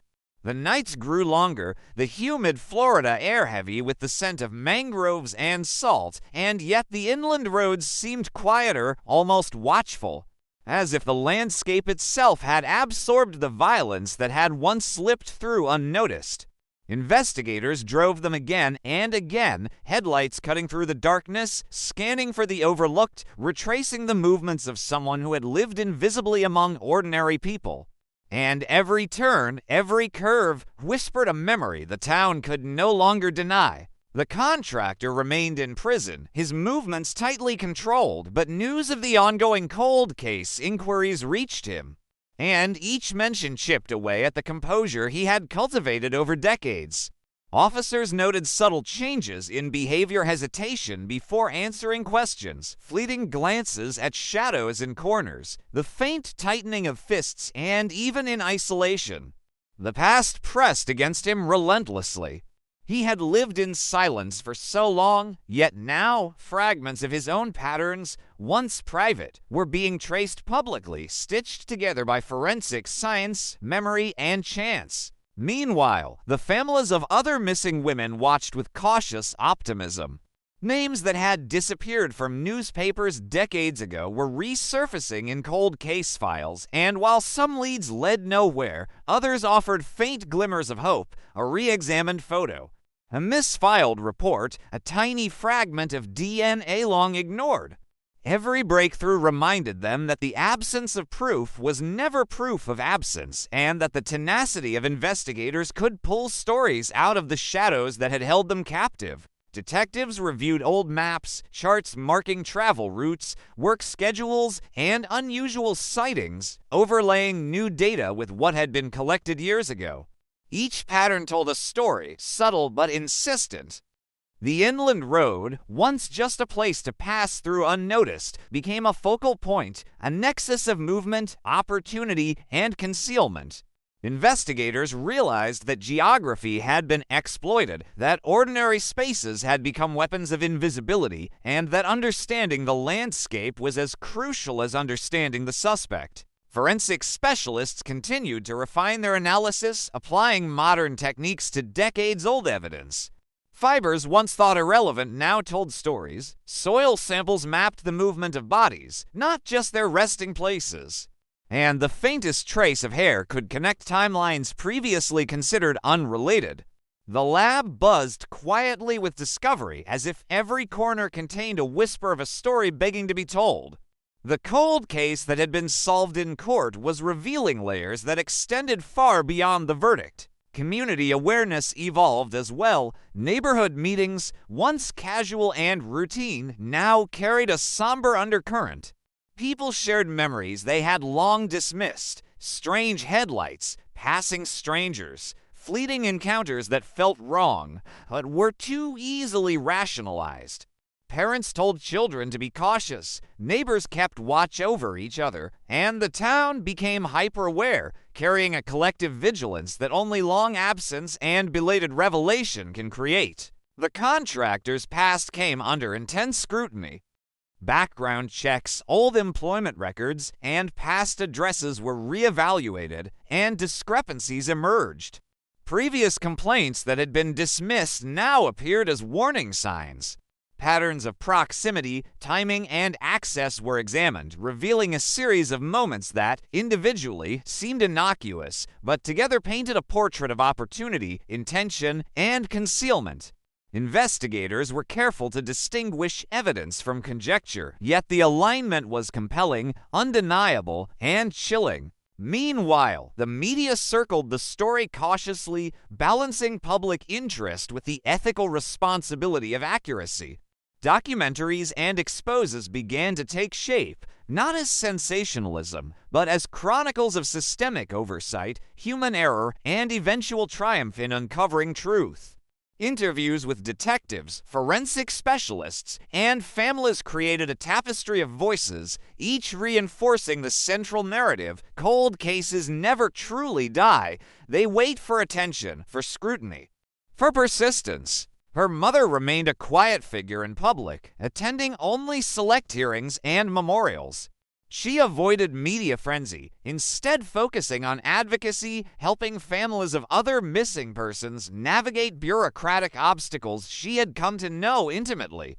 In her quiet way, she became a lighthouse for those still searching, a living testament to the fact that absence is not an erasure, that a life can still demand recognition decades after it is gone. Investigators discovered minor anomalies in previously processed evidence. Small fibers in storage containers, dirt that did not match known excavation sites, fingerprints smudged into anonymity all began to coalesce into new possibilities. Each discovery was cataloged meticulously, cross-referenced with old reports, and plotted against the contractor's known movements. Though nothing yet reached the level of prosecutable evidence, the pattern of oversight was itself revealing, exposing systemic weaknesses that had allowed the initial crime to linger unresolved. The inland road, once a silent witness, became a symbol in both media and investigative circles, a reminder of how ordinary spaces could conceal extraordinary horrors. Maps were annotated, photographs taken, and access logs reconstructed. Every curve, ditch, and bridge became significant. Investigators walked the paths repeatedly, noting erosion, seasonal growth, and traffic changes, reconstructing the conditions of the original disappearance. The minutiae of a night long past now critical to understanding a sequence of events that had once seemed beyond reach. And as Florida's humid nights persisted, the cicada's persistent drone echoing across mangroves and inland flats, the cold case continued to breathe. It no longer belonged solely to a single story, a single verdict, or a single community. It had grown into a network of questions, suspicions, leads, and awareness a living, pulsing reminder that when evidence is forgotten, when patterns are ignored, and when silence is allowed, the past waits, patient and unrelenting, until someone listens. The case was no longer just about one life lost or one crime solved. It was about the tenacity of memory, the power of evidence, and the relentless persistence required to uncover truth. Each day, investigators sifted through shadows, revisited minutiae, and engaged with witnesses who had aged decades but carried the same fragments of recollection.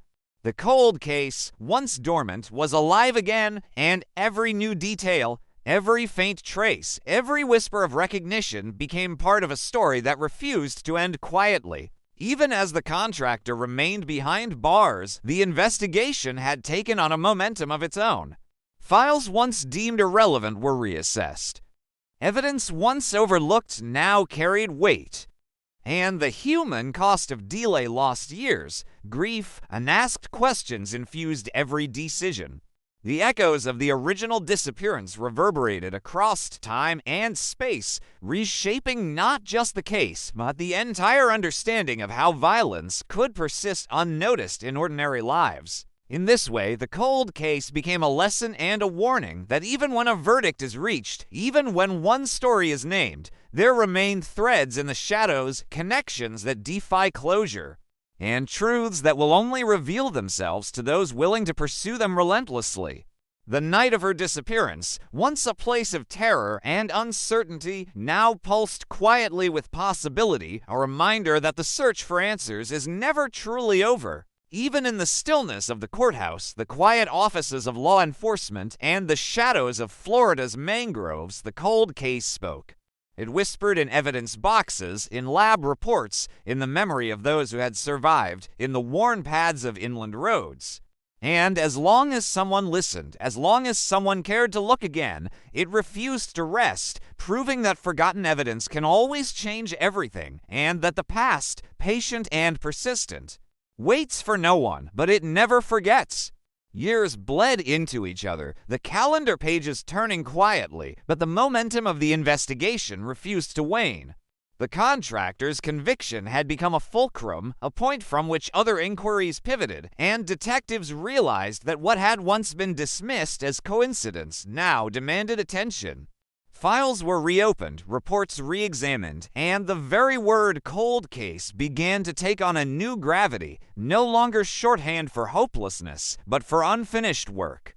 For stories that could still demand resolution, late nights in evidence rooms became routine. Boxes, once considered irrelevant, were handled with meticulous care. Tiny fragments of hair, fibers from clothing, traces of soil, smudged fingerprints all had once been ignored, now scrutinized under microscopes capable of revealing previously invisible details. Computers hummed, algorithms traced movements, dates, and patterns, and slowly, almost imperceptibly, connections emerged. Patterns that had been invisible in isolation now formed lines of possibility, faint but insistent, pointing toward locations, timelines, and potential witnesses. Her mother continued to advocate quietly. She no longer spoke often to the press, but her presence was felt in every new lead that came forward. Families of other missing women began to reach out, sharing experiences, photos, and memories. Their grief, long isolated, became collective, a force that reinforced the importance of reopening each file, re-examining each piece of evidence. In doing so, they transformed personal tragedy into collective determination, a network of persistence no prosecutor or investigator could ignore. The inland roads that had once hidden evidence now became part of careful reconstructions. Investigators measured distances, observed light patterns, noted seasonal changes in vegetation. Each detail, seemingly mundane, could hold the key to timelines and witness reports. Footprints, tire marks, patterns of erosion, everything was mapped, documented, and cross-referenced. Forensic specialists worked in tandem with geographic analysts to reconstruct the night of the disappearance, building a layered narrative that grew richer with each pass. The contractor's behavior remained under observation. Psychologists and corrections officers noted subtle signs of anxiety, flashes of recognition when certain locations or timelines were discussed. His denials remained steadfast, yet the weight of corroborated evidence and shifting patterns eroded the fortress he had built over decades. Every new investigation into related cases seemed to reflect back on him, suggesting avenues of opportunity and proximity he could no longer plausibly ignore. As the cold case expanded, investigators noticed unusual patterns in previously dismissed tips. A forgotten report from a distant county, a phone call recorded but never returned. A sighting that had seemed irrelevant. All of these elements coalesced into a framework of suspicion that now required careful tracking. Each anomaly demanded attention. Each overlooked fragment was treated as a potential breakthrough, and slowly, the network of investigation began to resemble a spiderweb, delicate yet resilient. Forensic breakthroughs continued to emerge. Advances in DNA technology allowed analysts to extract profiles from samples decades old, matching them against national databases. Soil composition analysis connected multiple locations, establishing a broader geography of movement. Tiny fibers linked clothing items across years and counties. These discoveries, incremental yet cumulative, began to illustrate a broader context, a narrative that suggested the contractor's culpability might extend beyond a single night, a single victim. The town itself remained watchful. Parents escorted children along familiar streets, neighbors observed routines more keenly, and informal networks of observation and reporting formed quietly. Conversations that once skirted around fear now engaged it directly, discussing sightings, late-night activity, and the subtle signs of disturbance long ignored. The community's collective vigilance became part of the ongoing investigation, its citizens unwilling to let the case fade into forgetfulness again. Investigators revisited her original path, retracing her final movements, interviewing anyone who might have observed something unusual. Small discrepancies in testimony that had seemed inconsequential at the time were scrutinized anew. A neighbor's account of headlights flickering differently in the mangrove shadows, a co-worker's vague recollection of a vehicle out of place, all were cataloged and correlated with physical evidence. Each subtle point added dimension, slowly tightening the framework of the timeline. Meanwhile, psychological profiling of the contractor and similar cases informed new strategies. Behavioral patterns, previously generalized, were now applied specifically to him. Times, locations, and methods examined for predictability and opportunity. Investigators noted recurring themes of concealment, misdirection, and careful observation. The more they studied, the clearer it became that the original disappearance was part of a broader pattern, a blueprint for how he navigated space and avoided scrutiny. One night, during a quiet review of evidence, an analyst discovered a faint trace overlooked decades earlier, a partial print on a container of items stored in a separate warehouse. It was small, almost insignificant, but modern analysis matched it to the contractor. It didn't add a new victim, but it confirmed a pattern of interaction with the evidence that was critical. Each piece no longer floated in isolation. Instead, it anchored a sequence of actions that, when combined, pointed directly toward him. The story, once confined to a single cold case, now resonated across the state. Other units re-examined old disappearances, searching for connections, and while not every lead was fruitful, the exercise underscored a chilling reality: these patterns could exist anywhere, hidden in plain sight, waiting for someone to care enough to trace them. The notion of cold became relative, defined not by time, but by attention, persistence, and the refusal to accept absence as finality. Even as the investigation pressed forward, the human toll remained evident. Families of victims waited anxiously for closure, the psychological weight of unresolved loss ever present. Detectives and forensic specialists, too, carried the weight, knowing that each discovery, each confirmation, was both a victory and a reminder of years lost. The case had transformed from a single crime into a lesson on persistence, on the cumulative power of observation, and the importance of never letting details fade into oblivion. And through it all, the land remembered, the mangroves, the inland roads, the bends and ditches all held echoes of movement, of decisions made in haste and fear. Investigators walked them repeatedly, noting what had been altered by time and what remained immutable and silent.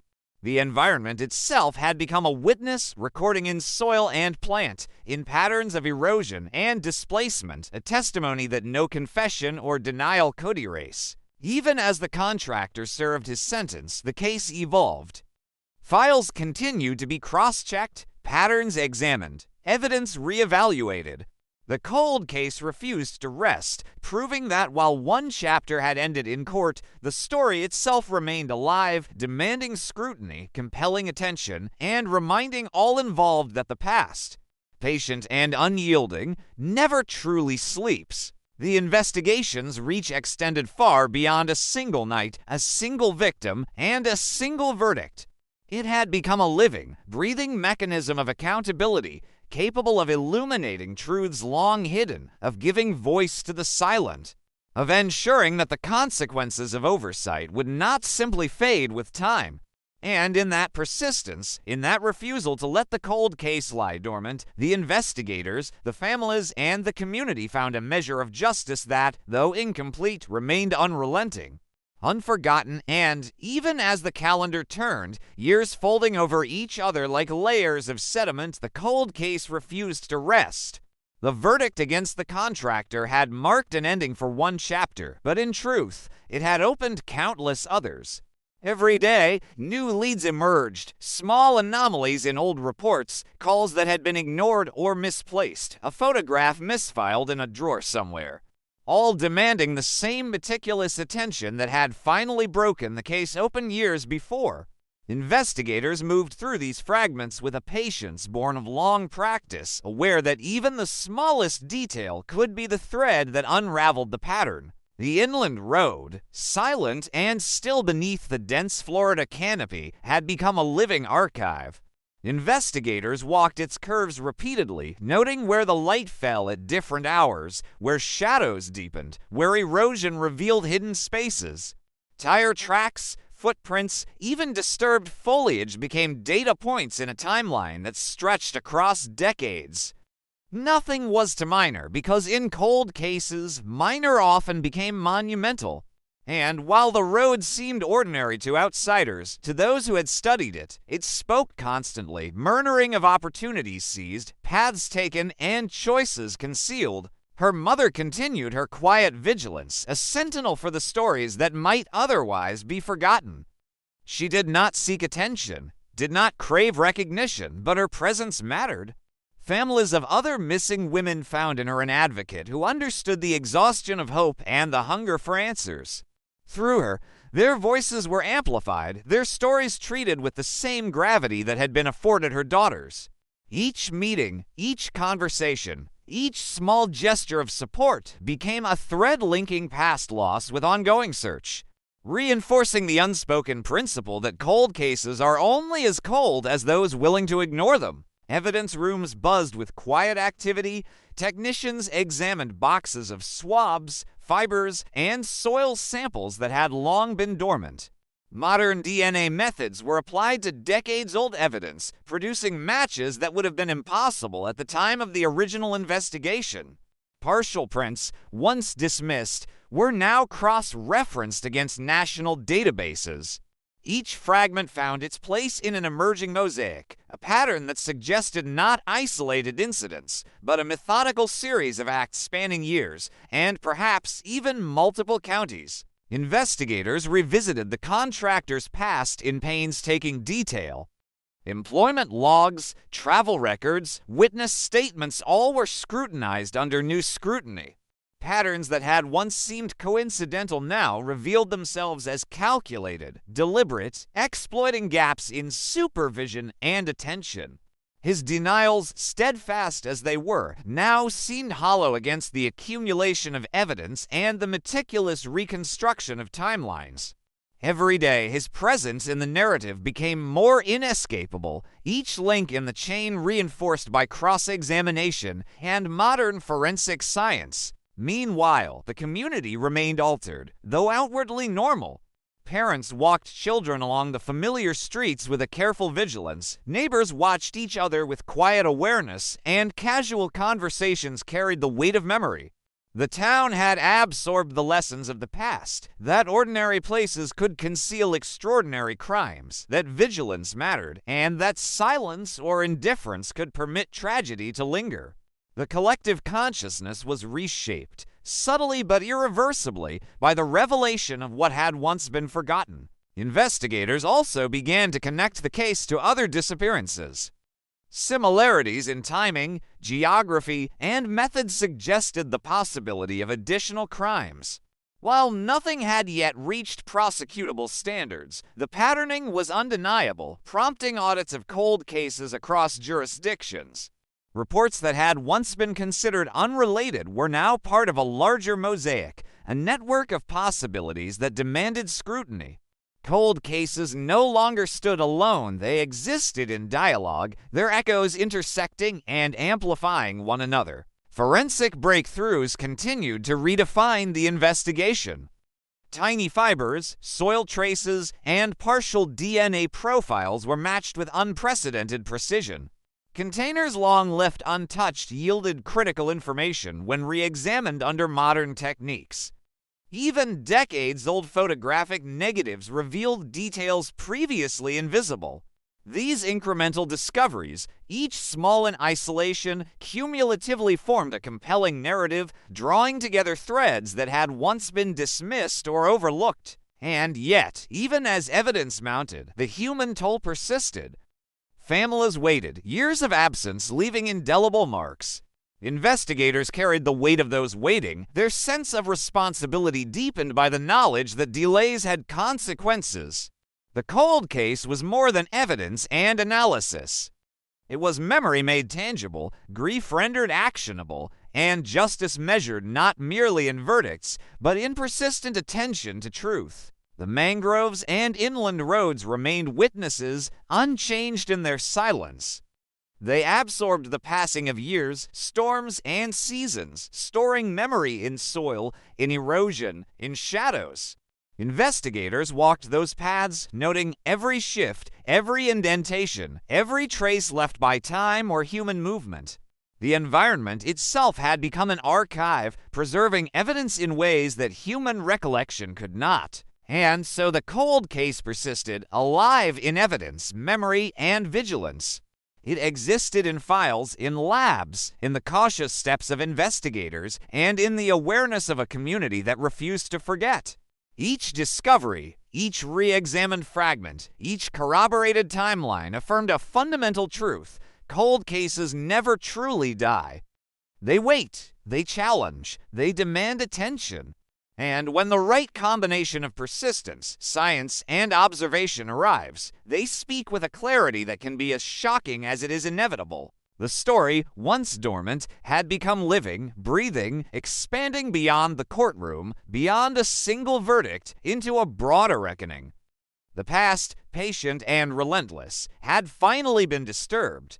And in that disturbance, justice imperfect, partial, yet undeniable emerged, a force that reshaped the community, the investigators, and the world of cold cases forever. The evidence, once forgotten, had changed everything, proving that even decades later, truth refuses to be silenced. The contractor sat behind bars, yet his presence lingered in every investigation, every new lead, every quiet step taken down inland roads and through mangroves. The case had grown beyond him, beyond a single act, into a network of patterns, a testament to persistence, and a reminder that the smallest fragment can alter history.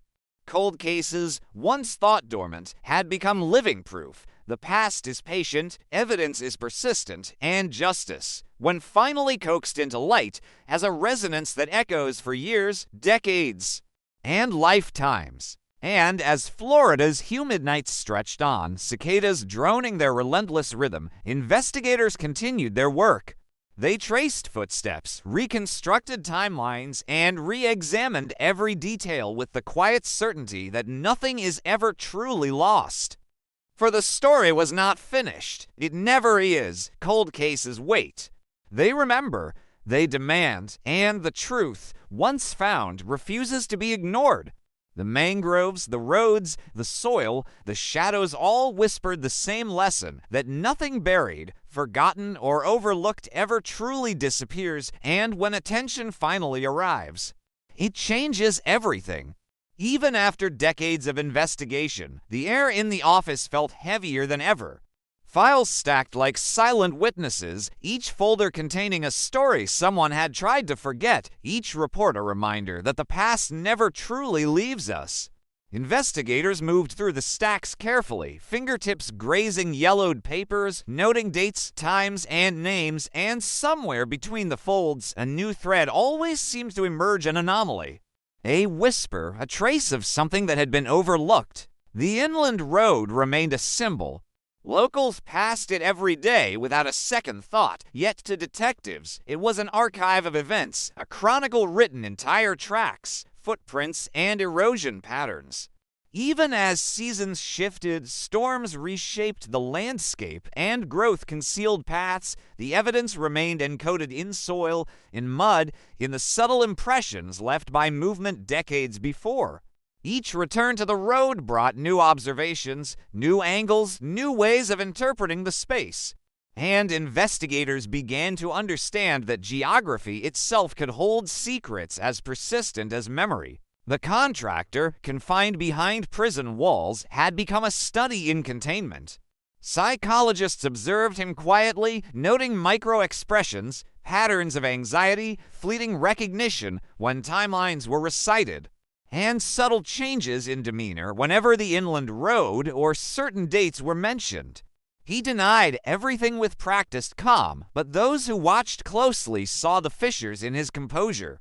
Even as he sat behind bars, the investigation continued to press in on him, not with accusations, but with unrelenting attention, a force that refused to be deterred by time or denial. In labs across the state, evidence long thought exhausted was being revisited. Soil samples, fibers, and traces of DNA that had once been impossible to analyze were now revealing connections. Partial prints were linked to multiple sites. Fibers from clothing connected to objects stored in distant warehouses. These discoveries were subtle, almost invisible, yet cumulatively they reshaped the narrative. Each piece of forgotten evidence no longer floated alone, it anchored a story, a sequence of actions that painted a portrait of opportunity, intent, and concealed movement. Families of other missing women had become intertwined with the story, not just as observers, but as active participants. Their memories, previously isolated, created a network of recollection that reinforced new leads. Photos, anecdotes, overlooked notes, all were now critical. Through them, detectives realized that the story was bigger than one disappearance, one verdict, one night. It was a constellation of loss, persistence, and eventual revelation, and it demanded to be traced with the same relentless scrutiny that had solved the original case. The town itself had changed. The streets, homes, and mangroves carried a quiet tension, a collective awareness that someone could move unseen, that patterns could exist beneath the surface. Parents walked children with careful vigilance. Neighbors watched for anomalies, sharing observations that once would have seemed trivial. Casual conversations now contained stories of faint lights, strange vehicles, and late-night encounters. The community had learned the hard way that silence and forgetfulness carry consequences, and it had become a participant in the ongoing reconstruction of truth. Investigators also expanded their scope. Reports from other counties, long deemed irrelevant, were cross-checked. Timelines and geographical movement were reconstructed. Patterns emerged across decades, connecting disappearances, relocations, and unexplained absences.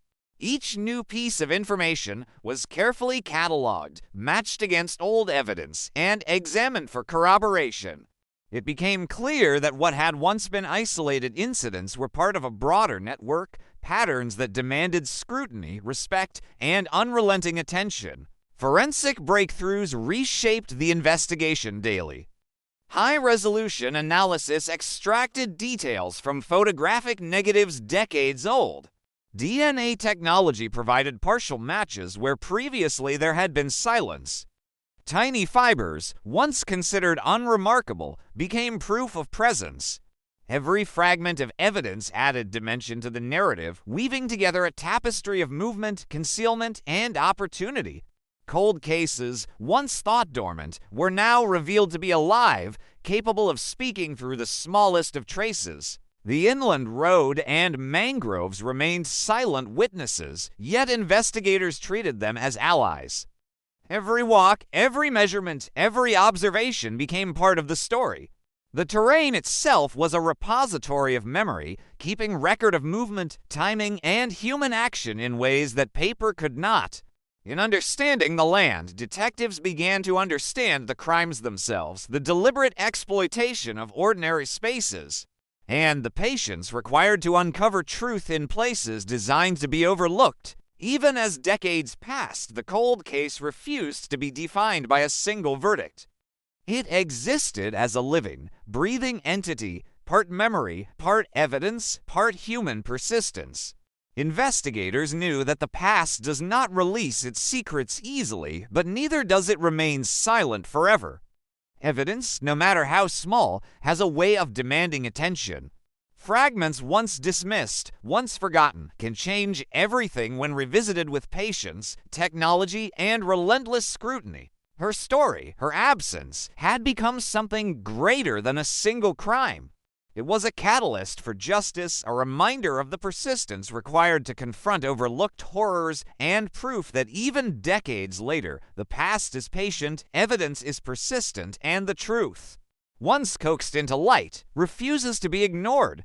And as Florida's nights stretched on, the cicadas droning endlessly and the mangroves whispered in wind and shadow, the cold case continued to breathe, persistent and insistent.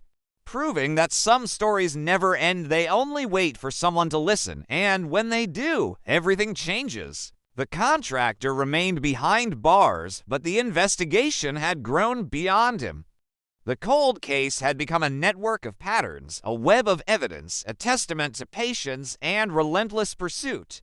Every fragment recovered, every pattern discerned, every connection made reinforced the central truth. That forgotten evidence is never truly lost. It waits quietly, persistently, until someone returns to uncover it, and when that happens, the past speaks, the present reacts, and the story, long silent, finally makes itself heard. And so the Florida cold case endured, alive in the evidence, alive in memory, alive in every investigator's determination. It was a reminder that no disappearance is ever entirely gone, that every overlooked detail carries potential, and that the world of cold cases is never truly quiet. The truth waits, patient, unyielding, and eternal, and when it arrives, it changes everything. Even as the contractor sat behind bars, the shadows of his actions stretched far beyond the walls of the prison. Investigators had begun mapping a pattern of movement, behaviors, and unexplained absences, connecting dots that had long been invisible. Small anomalies in unrelated cases, calls that had never been returned, sightings that were dismissed, possessions that didn't belong now formed a lattice of possibility. Each lead was treated with painstaking care, each fragment of information a potential revelation. The town, once lulled into routine, felt the pull of this vigilance. Streets once walked without notice were now tracked, observed, and catalogued.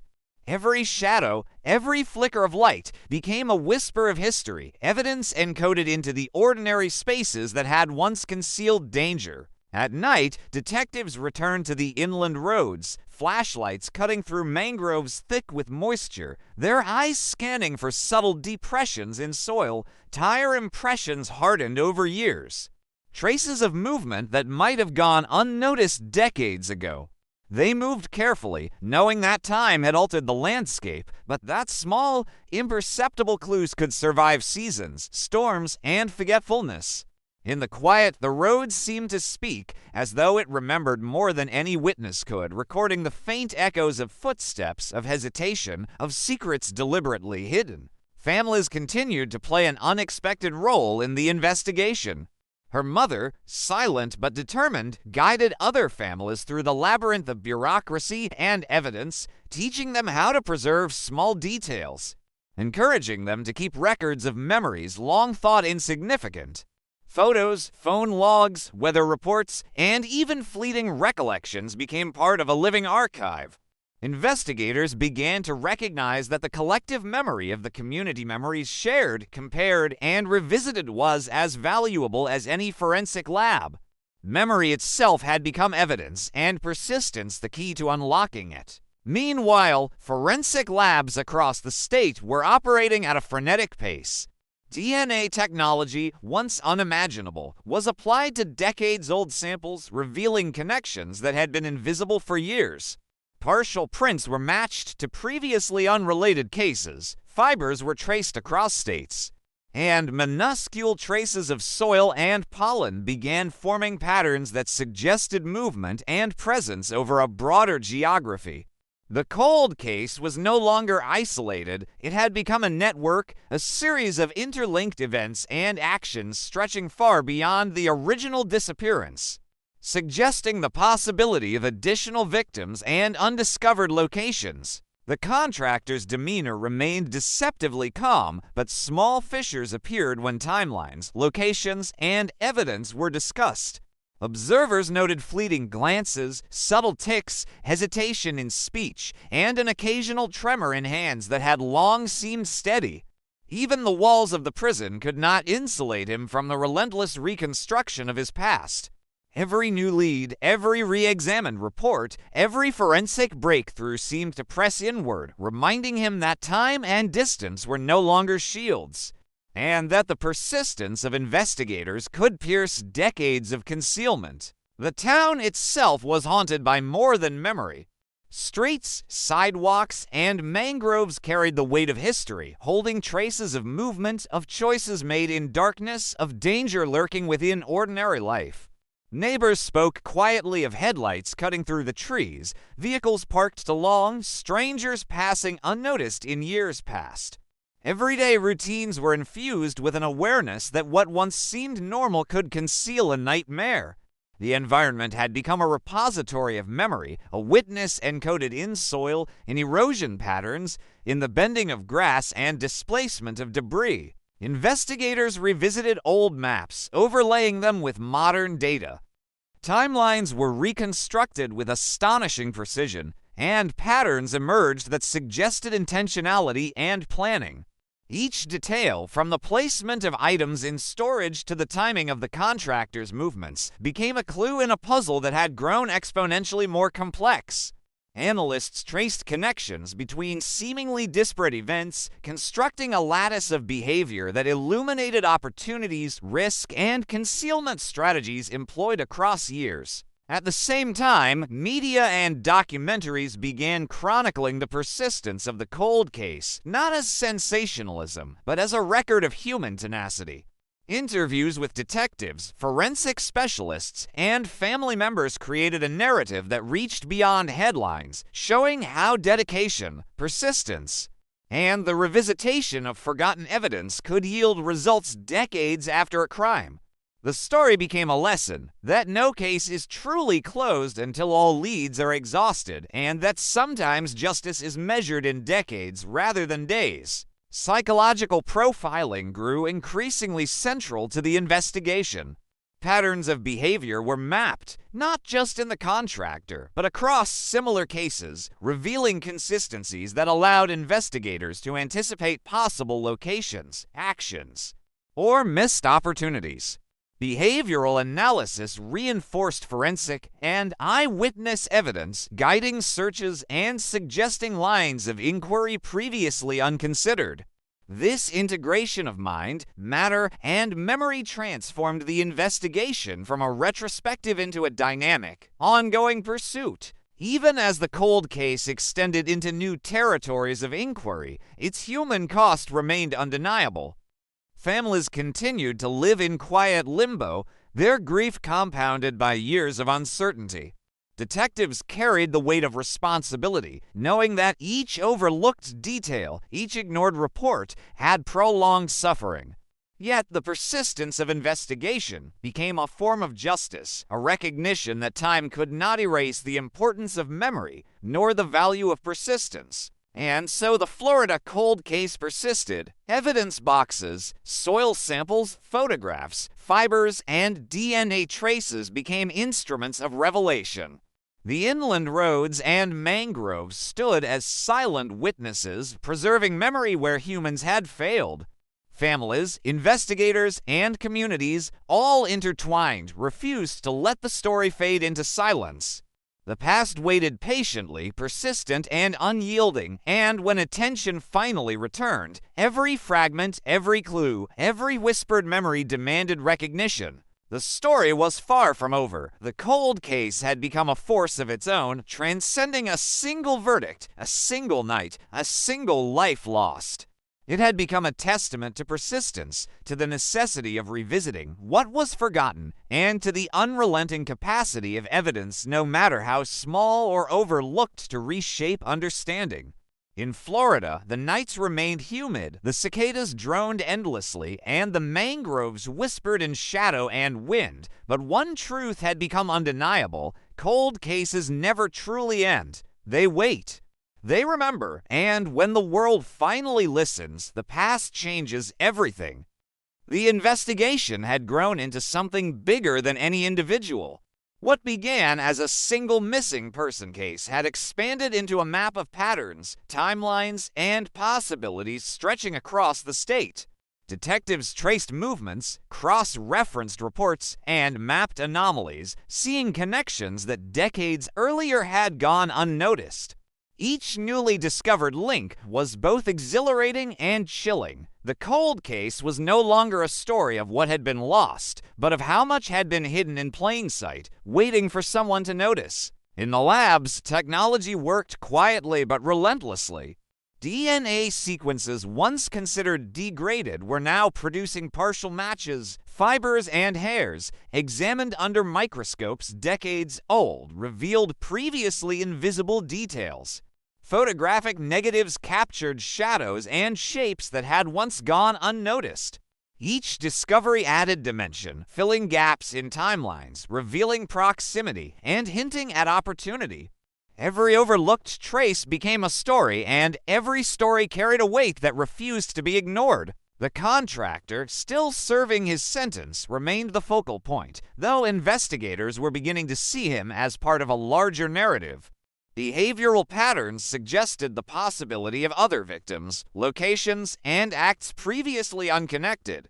Analysts revisited old case files, comparing his known movements with reports of other disappearances. What once seemed isolated was now understood as a series of deliberate acts, each one building upon prior knowledge of vulnerabilities and opportunities. Even silence, once his greatest ally, could no longer shield him from scrutiny. Families continued to be central to the story. Her mother had become a quiet force, guiding others, preserving memory, and advocating for the persistence of investigation. Photos, anecdotal accounts, and recollections once dismissed became crucial evidence, collectively constructing a living timeline. Communities of memory emerged, linking isolated tragedies and overlooked details, proving that human recollection could be as powerful as forensic science. Together, they created a network of vigilance that no passage of time could erase. The inland road, mangroves, and hidden paths were revisited repeatedly, their landscapes holding subtle clues resistant to decay. Erosion patterns, tire marks, impressions in soil all became part of a multi-dimensional map of past events. Investigators moved slowly, deliberately, reading the terrain like a text, extracting information from the earth itself. Even storms, floods, and shifting vegetation could not fully erase the traces of human movement. The land remembered what witnesses sometimes forgot. Psychological profiling of the contractor had become increasingly nuanced. Investigators traced patterns of behavior, looking for consistencies in timing, method, and geography. His actions, once isolated, now suggested repetition, strategy, and forethought. Behavioral analysis, combined with modern forensics, allowed detectives to predict potential locations, actions, and overlooked evidence. Each behavioral insight became a tool, each inference a possible breakthrough, and each prediction a challenge to confirm or refute with evidence. Across the state, other cold cases were being revisited. Investigators began cross-referencing files, looking for shared timelines, overlapping locations, and similar methods. The Florida cold case had become a template, showing how persistence, attention to detail, and integration of technology and memory could illuminate patterns previously invisible. Reports dismissed decades earlier were now part of a broader inquiry, demonstrating that no case exists in isolation when patterns emerge over time and geography. The human toll remained undeniable. Families endured decades of absence, grief, and uncertainty. Detectives carried the burden of responsibility, knowing that their actions or inactions had consequences that lasted years. Yet, in this persistence, there was a quiet form of justice. Each re-examined lead, each forensic breakthrough, and each newly correlated pattern was a step toward truth, a reminder that time does not diminish the need for answers. And that persistence itself is a measure of accountability. Even as technology advanced, the work required human intuition. Investigators interpreted behavior, correlated evidence, and integrated memory with physical traces. Every step demanded careful attention, meticulous documentation, and the ability to see connections where others saw only gaps. It was painstaking, exhausting, and often frustrating, but the cold case had taught that even decades-old evidence could yield revelation when approached with patience and precision. And still, the cold case refused to rest. Every new lead, every overlooked fragment, and every rekindled memory became part of a living, breathing story. The inland roads and mangroves whispered in wind and shadow, the cicadas droned their relentless rhythm, and the land remembered what humans sometimes could not. Families, investigators, and communities persisted, proving that absence does not mean silence, and that forgotten evidence, when revisited with care and attention, can ultimately change everything. The story was evolving, alive with possibility, and yet still unresolved. It demanded attention, scrutiny, and respect. Cold cases are never truly silent. They wait, patient and unyielding, for someone willing to see the patterns, connect the fragments, and confront the truth. And when that time comes, no amount of delay, no passage of decades, no denial can stop it. The past speaks, evidence insists. Justice, however long delayed, refuses to be denied.